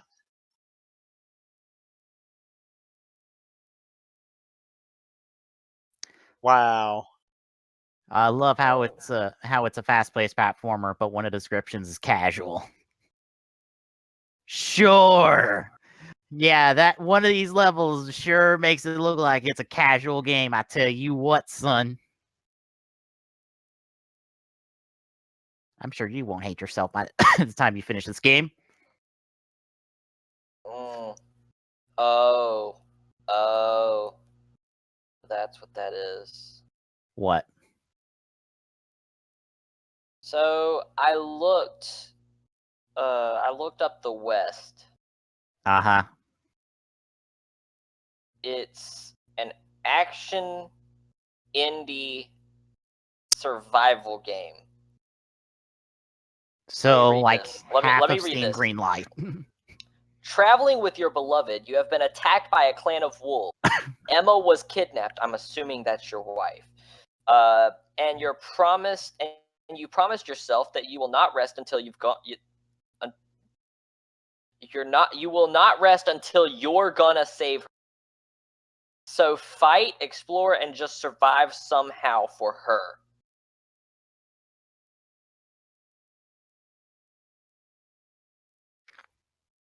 The crafting seems sort of interesting. So a desert survival game. It seems like Ark Survival Evolved, but in the Wild West. That's really what it seems like, So half of Steam Greenlight. Pretty much. basically. Because that's half of And Steam apparently there are people trying to kill you the entire time. Well then. Yeah. So, alright, that's the list Shall of we games. move on to quick draws? Oh, by the Sure. way, We Happy Few is one of those survival games, by the way. It has a story mode, but what's out right now is only the fucking survival mode. We Happy Few has a story mode out now, actually. Does it? Yeah. Thank fucking Christ. I got to play the start of the story mode on the Xbox because I got to play the free trial. Although what ticked me off was you only get 45 minutes in game. That's it. Wow. Alright. Quick draws. Mine goes out to the thing that has consumed the rest of my time these past couple of weeks. I've been trying to fight off this damn sickness. Watching this little show called Firefly. You just made my day so much happier. Well, here's the thing. I didn't start watching Firefly until I saw my dad, for some reason, start watching Firefly on Netflix, because we have Netflix. Oh, it's such a good show. It is! And I'm like, Oh, fuck it, I'm gonna start watching Firefly too. And I got done like a day after my dad got done with it. And I'm like, this is a good, what was it, 14 episodes? yeah, they Yeah. canceled it right after. It sucked. And it was 'Cause Fox such a good show. Fox is stupid and they terribly advertised the show and gave it a shit time slot too. Yeah. It was so beautifully done. That's why I was so happy when Serenity came out. Have you seen Serenity? No, actually. I was Watch kind of hoping it Serenity. was on. I was kind of hoping it was on Serenity. Netflix. I don't know if it's on Netflix or not. It's not. Well, That's what I was hoping for. Find a way. Well, find a way to watch Serenity because it takes over where the show left off and gives a legitimate end to it. Look, here's the thing. I knew about Firefly before I watched the show. A lot of people I watch reference Firefly. And, oh yeah. Like a lot of people, like watches little show with the dinosaurs in the first episode. The quote of "Curse your sudden but inevitable betrayal." That's one of those clips that gets used by reviewers I know. Great. I knew about Firefly long before I watched the show, and I'm like, fuck it, I'm gonna watch it. Of course, the weird thing is, I had a moment that reminded me of a moment we had with you about Ruby recently. Where they're like, you do know it's where my parents were like, you do know it's only 14 episodes, right? And I'm like, yeah. And it reminded me of when you were like, oh, I've caught up on Ruby. It reminded you of a third volume that you didn't know about because you only watched the show on Netflix. Because apparently you didn't know that it's all available for free on roosterteeth.com and on YouTube. Just not in supercut form. Which I don't know why they don't have Volume 3 in supercut on Netflix for whatever Especially stupid by reason. now. Yeah. Hell, Volume 4 comes out in what? A couple months? Yeah. I think. Wait, That comes it's out. only a couple months away? I believe Yep. it comes. It's September. Let me check the Ruby Wiki real quick because it's on the front page there. Is that no? That's the Oh no, case. October. My bad. Oh, okay. I was gonna say, if that's October. the case, I'm gonna have to freaking binge watch. October 22nd. My bad. I'll binge watch like the end of September. Because we also have that little thing we want to do with Grim Eclipse before Yeah. it premieres. Which I think wanting to say we done decided it was the Friday the week before. I can't remember now. But for those wondering what we're talking about, we're going to play through the entirety of Grim Eclipse Yeah, before It was. Ruby Volume 4 premieres. What is Grim Eclipse? It's the video game that's out on Steam. Oh, that game. Okay. Yes. That honestly, where you're at in the show, you would be perfectly fine with playing it. Mm-hmm. Actually, it's better because it makes no sense past Volume 3. Yeah. It makes perfect sense as an in-between Volume 2, Volume 3 story, which I think it's actually supposed to be between Volume 2 and Volume 3.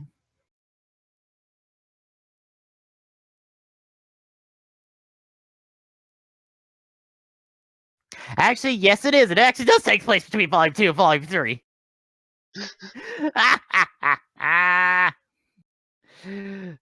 Anyway. Well, then you know what I might do? What? I might binge watch the first 2 volumes, like before we do Grim Eclipse. That way I do it all in order. Oh, I'll binge watching all the shit, and then we can just fucking do that, because I'm binge watching it all at the same time. I'm sorry, that is my tradition for Ruby, is to binge watch all the volumes back to back.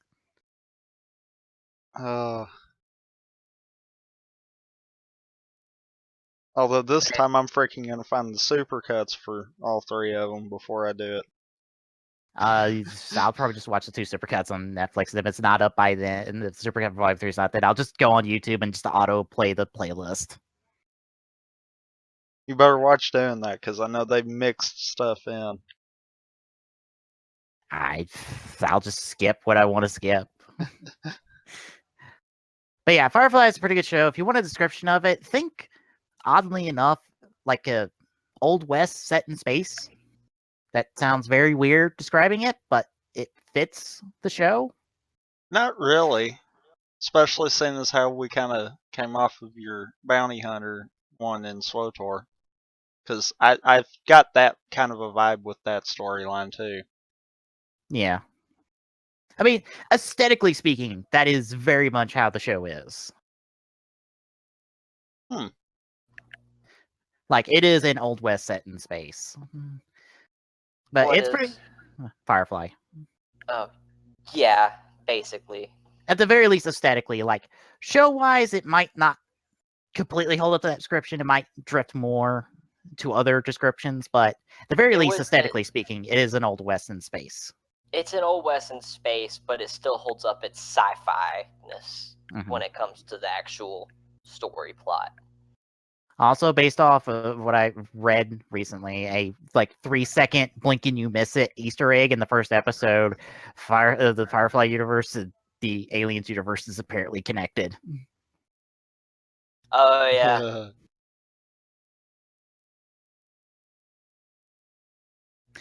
Yeah, Firefly's pretty good. 14 episodes. It's all on Netflix. You got Netflix, go watch it. If not, find it elsewhere. Yes, please, if you possibly can, find a way to watch this show. It never got the love that it deserved until the movie finally came out, which came out 2 years afterward. Fox. Yeah, that's pretty much what I quick draw. I had nothing else, to be honest. I didn't put in a quick draw until after I got back from Discount Tires, getting new wheels and tires on my car. Getting ready to go back, kind of deal. Yeah, my dad decided, I'm tired of your tires being super loud when you drive in with your car, driving it. So I'm just gonna order new tires. It's that you have those knockoff Cobra R's on there. I'm getting you new wheels as well, and I'm like, all right. as I throw up my hands and go, all right, I'll look at discount tires and pick out some wheels. First set they apparently discontinued, so we got a second set. They're nothing fancy. They're just a simple 5-spoke design because I wasn't doing anything too extravagant for my car because my car looks better with simple tires on it. But anyway, topic I have with your NX thing. Yes. Remember, Glock, how I said we'd touch back on the whole controller part of it later? Mhm. Yeah. This is kind of what I was talking about. Apparently, it got backed up by the patent that was filed back in February of last year. So, more than likely, like around the beginning of when they started working on the NX kind of deal. Essentially, this patent kind of, instead of using the whole pins and connectors for the detachable controller, it uses a infrared light system. They said the article here says kind of like how the new 3DS tracks your eyes for the 3D feature. So I think the controllers would be far more simpler in terms of that. Because if they're able to break apart and then connect like that, then maybe it would be an easier setup for them. I'm wondering if this same concept, though, is also how it connects to a TV.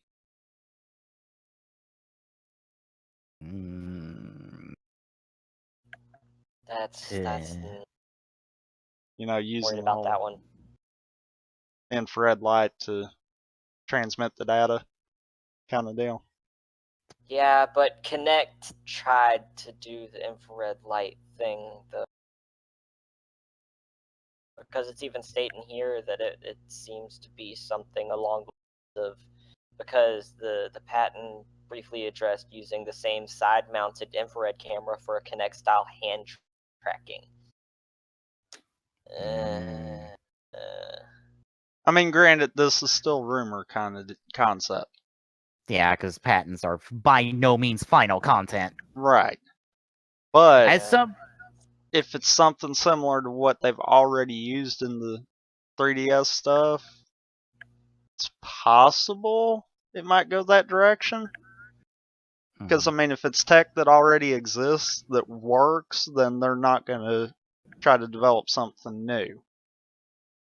But my question is, look at the way it shows the controller connecting to the pad.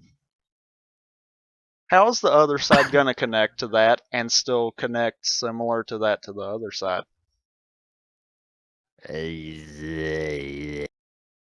That's the big problem I'm seeing there. It's like, that don't work. patents are very not final. As someone had to do a little research, the patents for shears, you can get some really weird patents when you get down to the nitty gritty of it. Of course, in all seriousness, I feel like Nintendo purposely put out like 3 times the amount of patents for potential NX stuff just to try to throw everyone off. Well, let me also point at all the fucking lawsuits they had to fucking deal with for the Wii. Yeah. How many people tried to sue them over them infringing on their patent with the Wii? I think pretty much everyone that did anything pertaining to any part of the Wii. Or even, ironically enough, Philips. Yeah. For those who know their gaming history, you know why that's hilarious. Yeah. Philips was terrible. Well, Well, you do know Nintendo and Philips worked together at one point, right? yeah. That's kind of where the CDI stuff came into play. You And know, those the gaming side that is kind of hushed really quickly, especially when you talk about the Nintendo games for it. Yeah, and those 3 Legend of Zelda games that Nintendo's like, we don't know anything about them. They don't exist. There aren't 3 Legend of Zelda games, one of which stars Zelda. There's not. No. Those don't exist.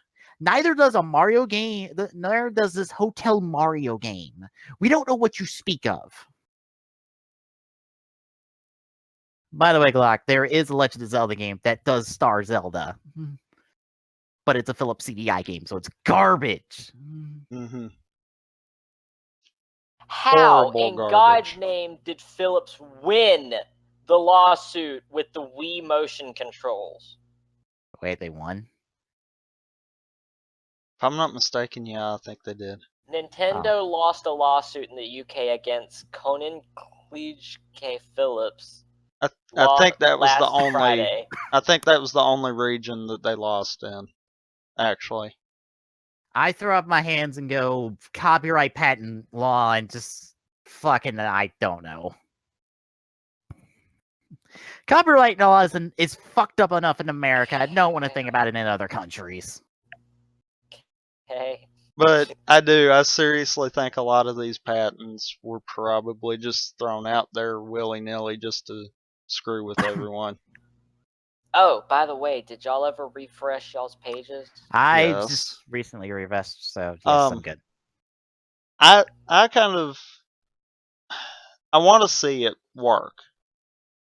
Mm-hmm. And I don't mean just once. I want to see it repeatedly work in terms of attaching and unattaching the controller parts. Because until I see that, I'm going to be like, maybe. I'm not fully on board with that. But yeah.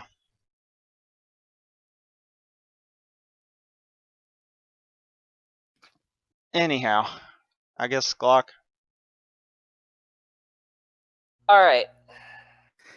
We're going to talk about Mass Effect Andromeda. Glock, I have a quick question.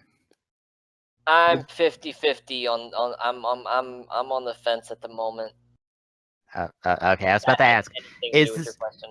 Is this news like E3 Andromeda news, or news as in news from any other given day of the week? It came out like at the end of July. No, I meant like how Andromeda was treated at E3 this year, or any other given day of the week. No, not at all. Okay, Not good. at all. Woohoo! Actual Andromeda news! Okay. Again, this came out in July. This came out at the end of July. So it's sort of old, but I just recently found it because I'm hopping on the look for news train pretty late into the game with this one. And we all know Mass Effect was released 2 years ago and then went completely off the radar. Well, apparently Mass Effect Andromeda is going to be on the Frostbite engine. That's no surprise considering the E3 trailer stuff. That looked like it was all made in Frostbite to begin with. Well, here's my issue. Shinobi, apparently he's well known. I don't know who it is. I guess I'm just stupid. I don't know. Shinobi got to play the game. He got to see the game, and when other people hadn't. And his words were this: "You're about to hear the red flag. You're not going to see the red flag. You're going to hear it pop up in my head the second I say the word." It's a huge step up from Dragon Age Inquisition. Some things are comparable to Battlefront, and BioWare's implemented things in Frostbite 3 that even DICE hadn't yet. We're going to pause that there. How well did Battlefront go over? Does it have a community? What's that population right now? Especially with the Rogue One hype surrounding the internet right now? Little-ish, kinda. Yeah, that's what I thought. Yeah, it's pretty little. So, why? Maybe it's comparable to the Battlefront and how it looks graphically. I really hope so, because Battlefront looks phenomenal. Yeah. I think we need a little But there is more nothing to it. insight into what the some things are. Yeah. Context? Yeah, there's none, sadly. But he continues on to say they're specifically trying to address the repeating animations in the last trilogy. They've implemented a lot of new techniques for Andromeda, and I was mostly talking about facial animation too. It's a huge step up. So this is going to look even better than Dragon Age Inquisition, which honestly, in my opinion, I loved the way Dragon Age Inquisition looked. So I'm worried because they said Battlefront. I am trying to step as far away from that game as I can possibly step. I'm always one of those that are like, I don't really feel fair comparing different games. Especially of different genres. Yeah. Because, yeah, they might all be running on the same engine, but that don't mean that any one of them is using the engine to its full capacity. They're using it to the full capacity for that genre. Hell, FIFA 17 runs on Frostbite. I mean, Yeah. I think at this point, Frostbite is EA's default engine for everything. probably. Yeah. Okay, now, who wants to hear the same famous words that every company says about every engine they do, about every game they do? What are those words? We're pushing the boundaries of insert engine can do, and what insert game can do. Oh yeah, I see what you're doing there with let me steal your thunder by doing the next quote of the quality of those character animations. All them character animations.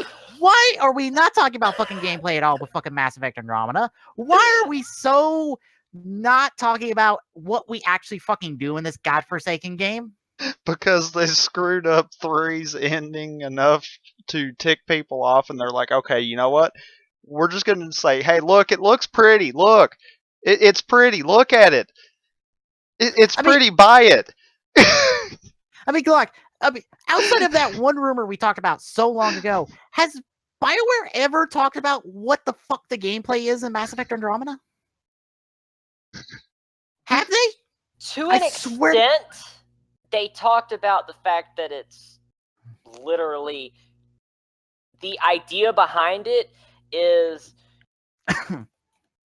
on Earth when it was either a little bit before the Reapers invaded or as the Reapers were invading. The I think they're called arcs. They're these big, huge machines that were apparently found in somewhere in the Milky Way galaxy that they found out were completely separate from the Mass Effect relays. They were basically giant freaking cannons.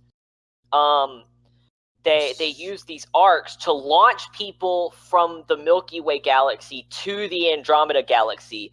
And their newest trailer that came out explains how they survived this trip. What's the word? The freezing of the body to Cryo? keep it. Yes, cryostasis is a big factor of this. Basically, they were launched into space, into the Andromeda galaxy, and they didn't wake up until they were in the Andromeda galaxy. So what you're saying is they found a super-sized, super-duper Mass Effect relay that we decided to send ships through and pray that they made it through on the other side and that there was something on the other end. No, because it was possibly it's a lot of possibilities because the arcs were there. There's no doubt the arcs were there. That's a main part of the story. However, when they appeared is unsure. There are theories that the arcs appeared before Shepard was even resurrected with the Lazarus Project in Mass Effect 2. So that means there was a lot of time since then for them to adjust and find out the quirks of the machines. There's also a theory that the big theory that a lot of people are seeming to believe is that Shepard knew about these arcs. He knew about them, and he was actually a part of the team that helped get the group that was going to go to Andromeda ready for the travel. And there are some pros and cons about it. One of the pros is that Shepard was a Spectre, and Spectre access means, hey, they get to do whatever the frick they want, and they know everything that goes on, supposedly. Con was that people knew that he had contact with the Reapers causes the indoctrination, and they thought that his possible indoctrination could lead to screwing up the mission. Long story short, they were launched as the Reapers invaded. Like, literally at the start of the invasion. The second that flag came up, they were launched. So, essentially what you're saying is, BioWare is willing to retcon anything of the Mass Effect story except the ending of Mass Effect 3. What do you mean? Not like retcon, but like insert new material into previously established stuff. No. You're misunderstanding. The second the Reapers invaded, like the second they showed up in the galaxy, was when they were launched. So when they showed up on Earth at the start of 3. Yes, which is hard to understand considering they didn't even really believe the Reapers existed. I guess it was just a just in case Shepard is right. I'm not sure, but basically the concept was that the Reapers, if the Reapers were real and they did show up, we do this to keep the race alive. And I'm assuming this is all assumptions. I'm assuming that this is basically a Noah's Ark idea. Just in case the mass storm comes, we'll send enough for repopulation to another galaxy. That's what I'm getting out of this. Okay. So I've got to ask something here. Okay. When did the Reapers exist in terms of the original trilogy? Like, when did they first come into play? The very first game. So then, essentially, what I'm understanding here is, if your theory's correct on that, they're willing to essentially retcon the entire trilogy just to start over. Because we're no longer in the same galaxy. We know that. Yeah. So therefore, the events of the first trilogy doesn't matter if it happened or not. No. Okay. Do you remember how it said that the Reapers came out of the darkness to the galaxy to destroy and continue the 50,000-year cycle? Yeah.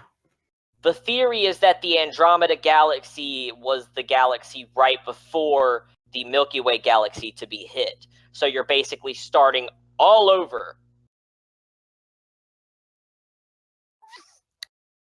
All right. And I'm thinking what it's going to lead to. Okay, the two races that were introduced. You remember the races that I had talked about? The ancient beings and the beings that were like skeletal douchebags, basically. Yeah. Okay, they are the galactic life. Like, there's other life on other planets, but they are the highest beings in this cycle. But remember, I said cryostasis is a big thing.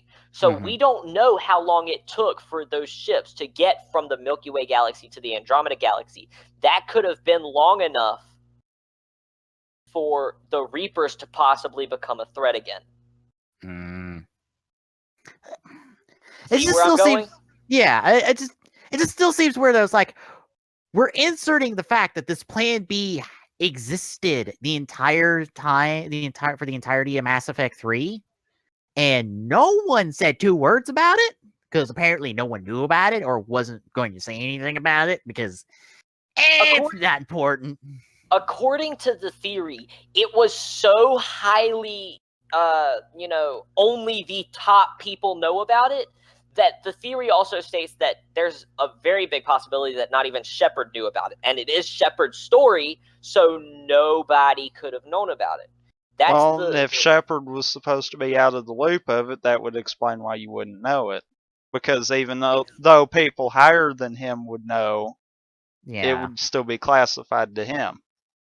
Exactly. Again, we're willing to insert the fact that this Plan B happened, like between 2 was being made to happen between 2 and 3, and happened right when 3 started, but we're not willing to address the ending of 3. Well, if the ending of 3 never actually occurred in the eyes of the people that were launched, how could they address it? There's no way for information to get to the Andromeda Galaxy. They are literally launching themselves off and hoping to survive. I know. It's just like, so technically, in continuity, it does work that the ending is never addressed because the ending, according to these guys that were launched into the Andromeda Galaxy, never happened. They were never present for that ending. They don't know what happened. But all they know is they left a world that is possibly about to be destroyed. But in the same sense, I know. In the same sense, though, the thing that has gotten them so much flack hasn't really been the fact of the ending itself. It's been the fact of they're not willing to say, look, we kind of did screw that up. We are trying to make it better. It's just not going to work. Yeah. Yeah. We're not going to please everyone kind of deal. If they'd come out and had said that, they wouldn't get as much flack. Yeah. The fact that they keep tiptoeing around the ending is just like, all right, you motherfuckers. You've got 3 very distinct endings here. And if the Reapers have to come into play, I feel like you need to address something about that ending at some point, you know? Because one kind of blew them up. One kind of made them okay. Another one had Shepard take control of the entire lot of them. That might come into play eventually if you bring the Reapers back up. Saying. I mean, that was more the biggest issue. It wasn't so much that they screwed it up. Yeah, yeah. Kind of not giving any reasoning behind that. Yeah. But it was more the case of they refuse to acknowledge that they screwed that up. I mean, they keep tiptoeing around the issue. Keep tiptoeing. And then it looks like here we're going in and saying, okay, you know what? That ending don't matter. Because, as you pointed out, these people don't know it. Yeah. They don't know what the heck happened. So, yeah, that ending don't matter now. But again, as I said, it's considered a frontier because it's a whole new galaxy. And there's no way of transferring information back to the Milky Way galaxy and so on. So technically, the ending of Mass Effect 3 could never come back up again because of the sheer fact that it's impossible to relay information. But that's also leading into the problem of them not addressing the fact. Yeah. They're like, okay, we're just gonna send them to another place where they can't find out and just keep on moving. Yeah. Does this mean are we never going to get another story in the Milky Way galaxy? Are we never going to get another story after Mass Effect 3 that catches us up or like tells us more about what happened to our companions throughout that trilogy? Not a game. They've already specified that the ending of Mass Effect 3 will be brought up in comics. Okay. But are we also never going to have a way for the ones in Andromeda to be able to communicate with the ones in the Milky Way? Will that never be a point? So far, according to everything that's going on right now, no, never. Yeah, It's right not going to now. happen because the technology is nowhere near ready for it. There's no technology capable of it. They just found the arcs according to what I read on luck. Hang on, let me look it back up. But okay, you even said there's no determination of time between when they found the ark and the beginning of Andromeda. We have no idea how far technology may have advanced. We have no idea of if anyone's figured out that, we sent people using the ark. I wonder if we can figure out a way to send transmissions through. Again, the arc was believed to be a giant cannon. You can't Right. really send information through that. Not Not naturally, sen- but if technology was modified enough to do it. Yeah. And like you said, we have no determination of how long. They could have been in cryostasis for, like you said, 50,000 years. They could have been in there for 5,000. Either way, technology would have advanced. Yeah. And this is back on the Milky Way side of things. Like, I'm just like, at some point you have to address it. I feel like you're going to. You have to. Yeah, I feel like it has to address to this in the be. games. Like, at some point, it's going to have to be addressed in the games. Whether we get at some point in either Andromeda, or maybe not in Andromeda, but maybe in a trilogy of trilogy of games based around Andromeda. I feel like the ending's going to have to be addressed. You're going to have to own up to what happened. Okay. All right. I just read into the arc theory again. Okay. The very fastest known FTL drives available in the Mass Effect universe are only available to the Reapers. They can achieve a maximum velocity of 30 light years per 24 hours. That's twice the speed of any ship available to the Citadel Council races. All right. Which would allow them to reach the Andromeda Galaxy in circa 230 years. The fact that, now, remember, the arcs, while they are cannons, they can't achieve that speed. Let's see. Even then, you have to remember about the limitations of the existing technology. They need to discharge the FTL drive during long-distance travel. The general assumption is that a standard ESO core reaches charge saturation when a drive's discharge becomes a necessity after 50 hours of operation, which means roughly every 2 days. Due to the principles of the drive's operation, this time span will become proportionally shorter for ships heavier or faster than average. Drive discharge can only be carried out under certain conditions and may take less than an hour, but up to several days if conducted in a magnetic field of a small moon. We cannot deny the possibility that the Reapers somehow managed to overcome this limitation while in dark space, since after Sovereign's destruction, they used FTL to travel the distance separating them from the Batarian space. According to Mac Walters, the main writer of Mass Effect 3, their journey began right after the events of the initial Mass Effect and took them about 2 years to reach their destination. If so, the distance they covered equals to roughly 22,000 light years. That's a lot, but still over 100 times less than the distance separating two galaxies. Taking into account all of the above, a journey to the Andromeda Galaxy by conventional methods is not necessarily an impossible, but a more or less pointless option. In search of an alternative, we return to the mass relay technology, which allows ships to move across hundreds, thousands, or possibly even dozens of thousands of light years. During the events of the Mass Effect trilogy, we've seen some unusual relays, including the Omega 4 relay, which allowed for a safe journey to the center of the galaxy, barely inches away from a supermassive black hole. If building a relay capable of such precision is possible, why building a super relay offering ultra-long range travel wouldn't? This somewhat rhetorical question will mark the beginning of our analysis of the arc theory. So basically what they're stating is that the the Mass Effect relays. It's basically the arcs are an idea conjured up from the Mass Effect relays. They're basically a massive Mass Effect relay. Which is what I said earlier. Yeah. And the Mass Effect relays weren't ever used for intel. I don't think they can be used for intel. But couldn't you send like some type of device of sorts that contains information through the relay? Yes, Or but you would need a separate relay of the same magnitude. And it would still take hundreds of years because again, these guys were in cryosleep. Right.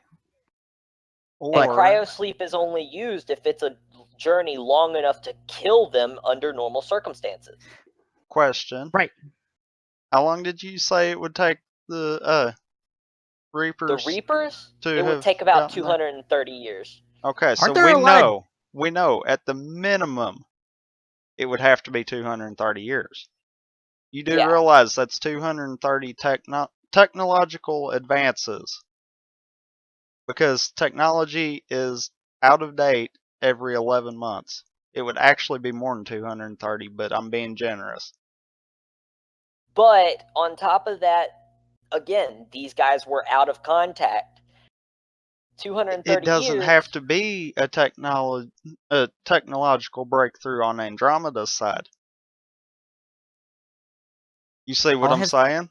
It has to be a technological breakthrough on the Milky Way side, where Because the they arc know is. they know where But they the sent them. thing is, yes, they know where they sent them, but the thing is, you've got to see it.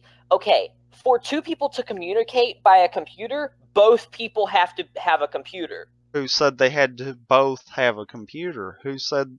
You even said they can't send technology through the Mass Effect relays. So Well, the same why can't they concept of- send a capsule or a small shuttle that would go quicker? Well, the same concept applies to phones, though. Because if I have a phone and you don't have a phone, if I sent you to a place that doesn't have a phone and I try to contact you, I have no way of contacting you. But if I Even throw a if- rock through your window, you're going to get that message. You see what I'm saying? True, after the hundreds of years that it takes to get it there. But here's the thing. How long did the events of Mass Effect 3 take? Oh god, I think maybe a week. All right. Let's say, all right. This arc shot off the ship at the beginning of Mass Effect 3, correct? In I theory. believe so. Yeah, it's called ArcCon. These people were called ArcCon. Okay. There's even the War with the Reapers. Let's see, right here. The War with the Reapers wasn't over yet, but the ArcCon fleet awaited the orders to evacuate through the Arc should the battle for Earth be lost. So I was wrong. It wasn't at the beginning. It was during the fight. It was in the middle of Mass Effect. Okay. Mass Effect 3. Mass Effect 3. It was in the middle of the battle for Earth. So we're talking like less than a day from when this ship went off to the end of Mass Effect 3. That's give or take. Meaning they could have sent something even those few days right thereafter. Yeah. And it would have been there within a few days of Andromeda beginning. Yeah. Yeah, that's true. Yeah. That's what we're saying is like, we're not, like, the time difference is the same. The time to travel is the same for both. But when they launch is a very small time window. Well, see, and that's assuming the same size ship was sent through. Smaller mass can travel at a faster speed. Right. Meaning if you it could've take a caught big up. rock and throw it, as opposed to a little pebble and throw it, the pebble can actually go a little farther. Meaning theoretically it could have either caught up with them for the beginning of Andromeda Or or beat even them there. overshot them. Yeah. So meaning it could have got lost, meaning you might be able to discover it in the side quest. Because it might like once it reaches the Andromeda Galaxy, like it might start broadcasting a beacon of sorts that the like an alliance or like some type of frequency that would be recognizable on that ship. Okay. To be like, hey, pick me up when you find it. It doesn't have to be manned. It just has to be automated. To be like, when you reach a certain when you've traveled a certain distance, start broadcasting the signal, and hopefully it will pick you up at some point. I mean, granted, that's theory based off of theory, based off of game we know not much about. Yes. Yeah. So super speculative. I mean, I feel like, yeah, the ending does need to be at least implemented at some point. Yeah. Because it happened. Mm-hmm. It does need some kind of closure. I mean, granted, like you were saying about the indoctrination theory, if that's the case, if that's the ending they want to go with, fine. But they need to make sure that it's known, hey, that's what they want to go with. Yeah. They don't need to let people just try to make it work. That's the problem. They made the game. They made that final choice of putting that ending in there.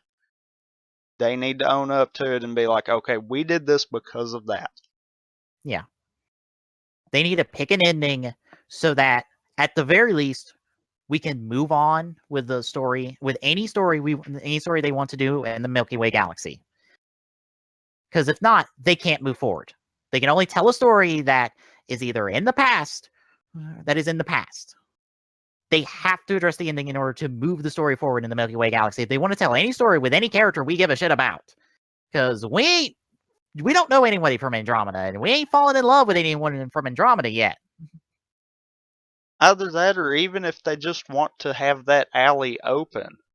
Yeah. And maybe at some point have the crew that's in Andromeda find a way to be able to freely travel back and forth between the galaxies. Yeah. Right now, Which could they be- can't do that. Because what ending do you go with? I mean, I'm not saying it's going to happen in the first game, by no means. Yeah. There's no way that's going to happen. Because that's asking a lot to be made out of that. But there has to be that point somewhere Mm-hmm. where it's like, okay, we acknowledge one of these endings. That way, if we ever have to go back, we can. Mm-hmm. That's all I'm ever at. That's all I'm asking for. Is just pick an ending so we can all move on and move past Mass Effect 3 for those characters and that story. I think until they can manage to just be like, okay, yes, we will embrace it. We will do this so that we can go on if we ever want to. That's going to be the only point that's going to get a lot of the ones that got ticked off by the end of Mass Effect 3 back into it. Yeah. And even then, by this point, it might be too late. I hate saying that part of it, but it might be. Yeah. Anyway, we've been going for quite some time. It might be time for us to end off. Nah, we can go for like another 12 minutes and make it a 4-hour stream. We've been going for 4 hours? Almost. Oh, for fuck's sakes. That's one of our longest EGSs to date. Well, let's go ahead and finish the article then. Oh, okay. So as Jeremy was talking before we went on our huge tangent, the quality of the character animations is at an all-time high for us, and that's great because it means expressiveness, emotion, and a connection with the player. The secret, Walters tells OXM, is looking at the world they live in. One of the great things about working on Mass Effect is that it's ground in reality. It would be easy, probably too easy, for us just to go off and do things that are really wacky and that just don't fit in. So we always start from that. It's grounded, not ground. Just about a way person. I don't know if you misquoted him or that guy misspoke, but it's grounded. Yeah, I know. There are so many amazing things on Earth, continues Walters. We'll look into some images of a glowing cave somewhere in the world and be like, that exists? That's here on Earth? And then we tweak it a little bit, and now it's alien, right? Sometimes it's just a color shift, and we might look at some of the plants hidden in the Amazon that were discovered in the last year, or something like that. We use all that inspiration because you need to balance the relatable with the original. I think that's usually the process that we go through. We start with something grounded, then we push it a bit further until we get something unique. I was about to say, it's like we take a glowing cave and then we just tweak it a little bit and now it's alien, right? It's like, that sounds incredibly lazy. You know that, right?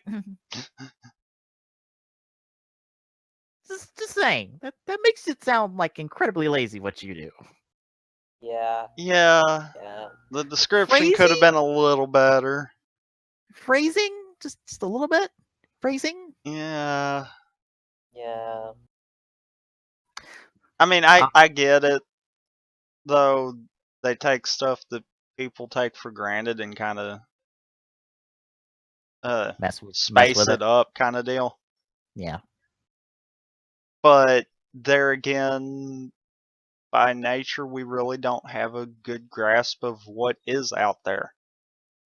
So about the only thing we can go off of is either pictures, thoughts of how it should look, or just taking something that we've got on Earth and go from there.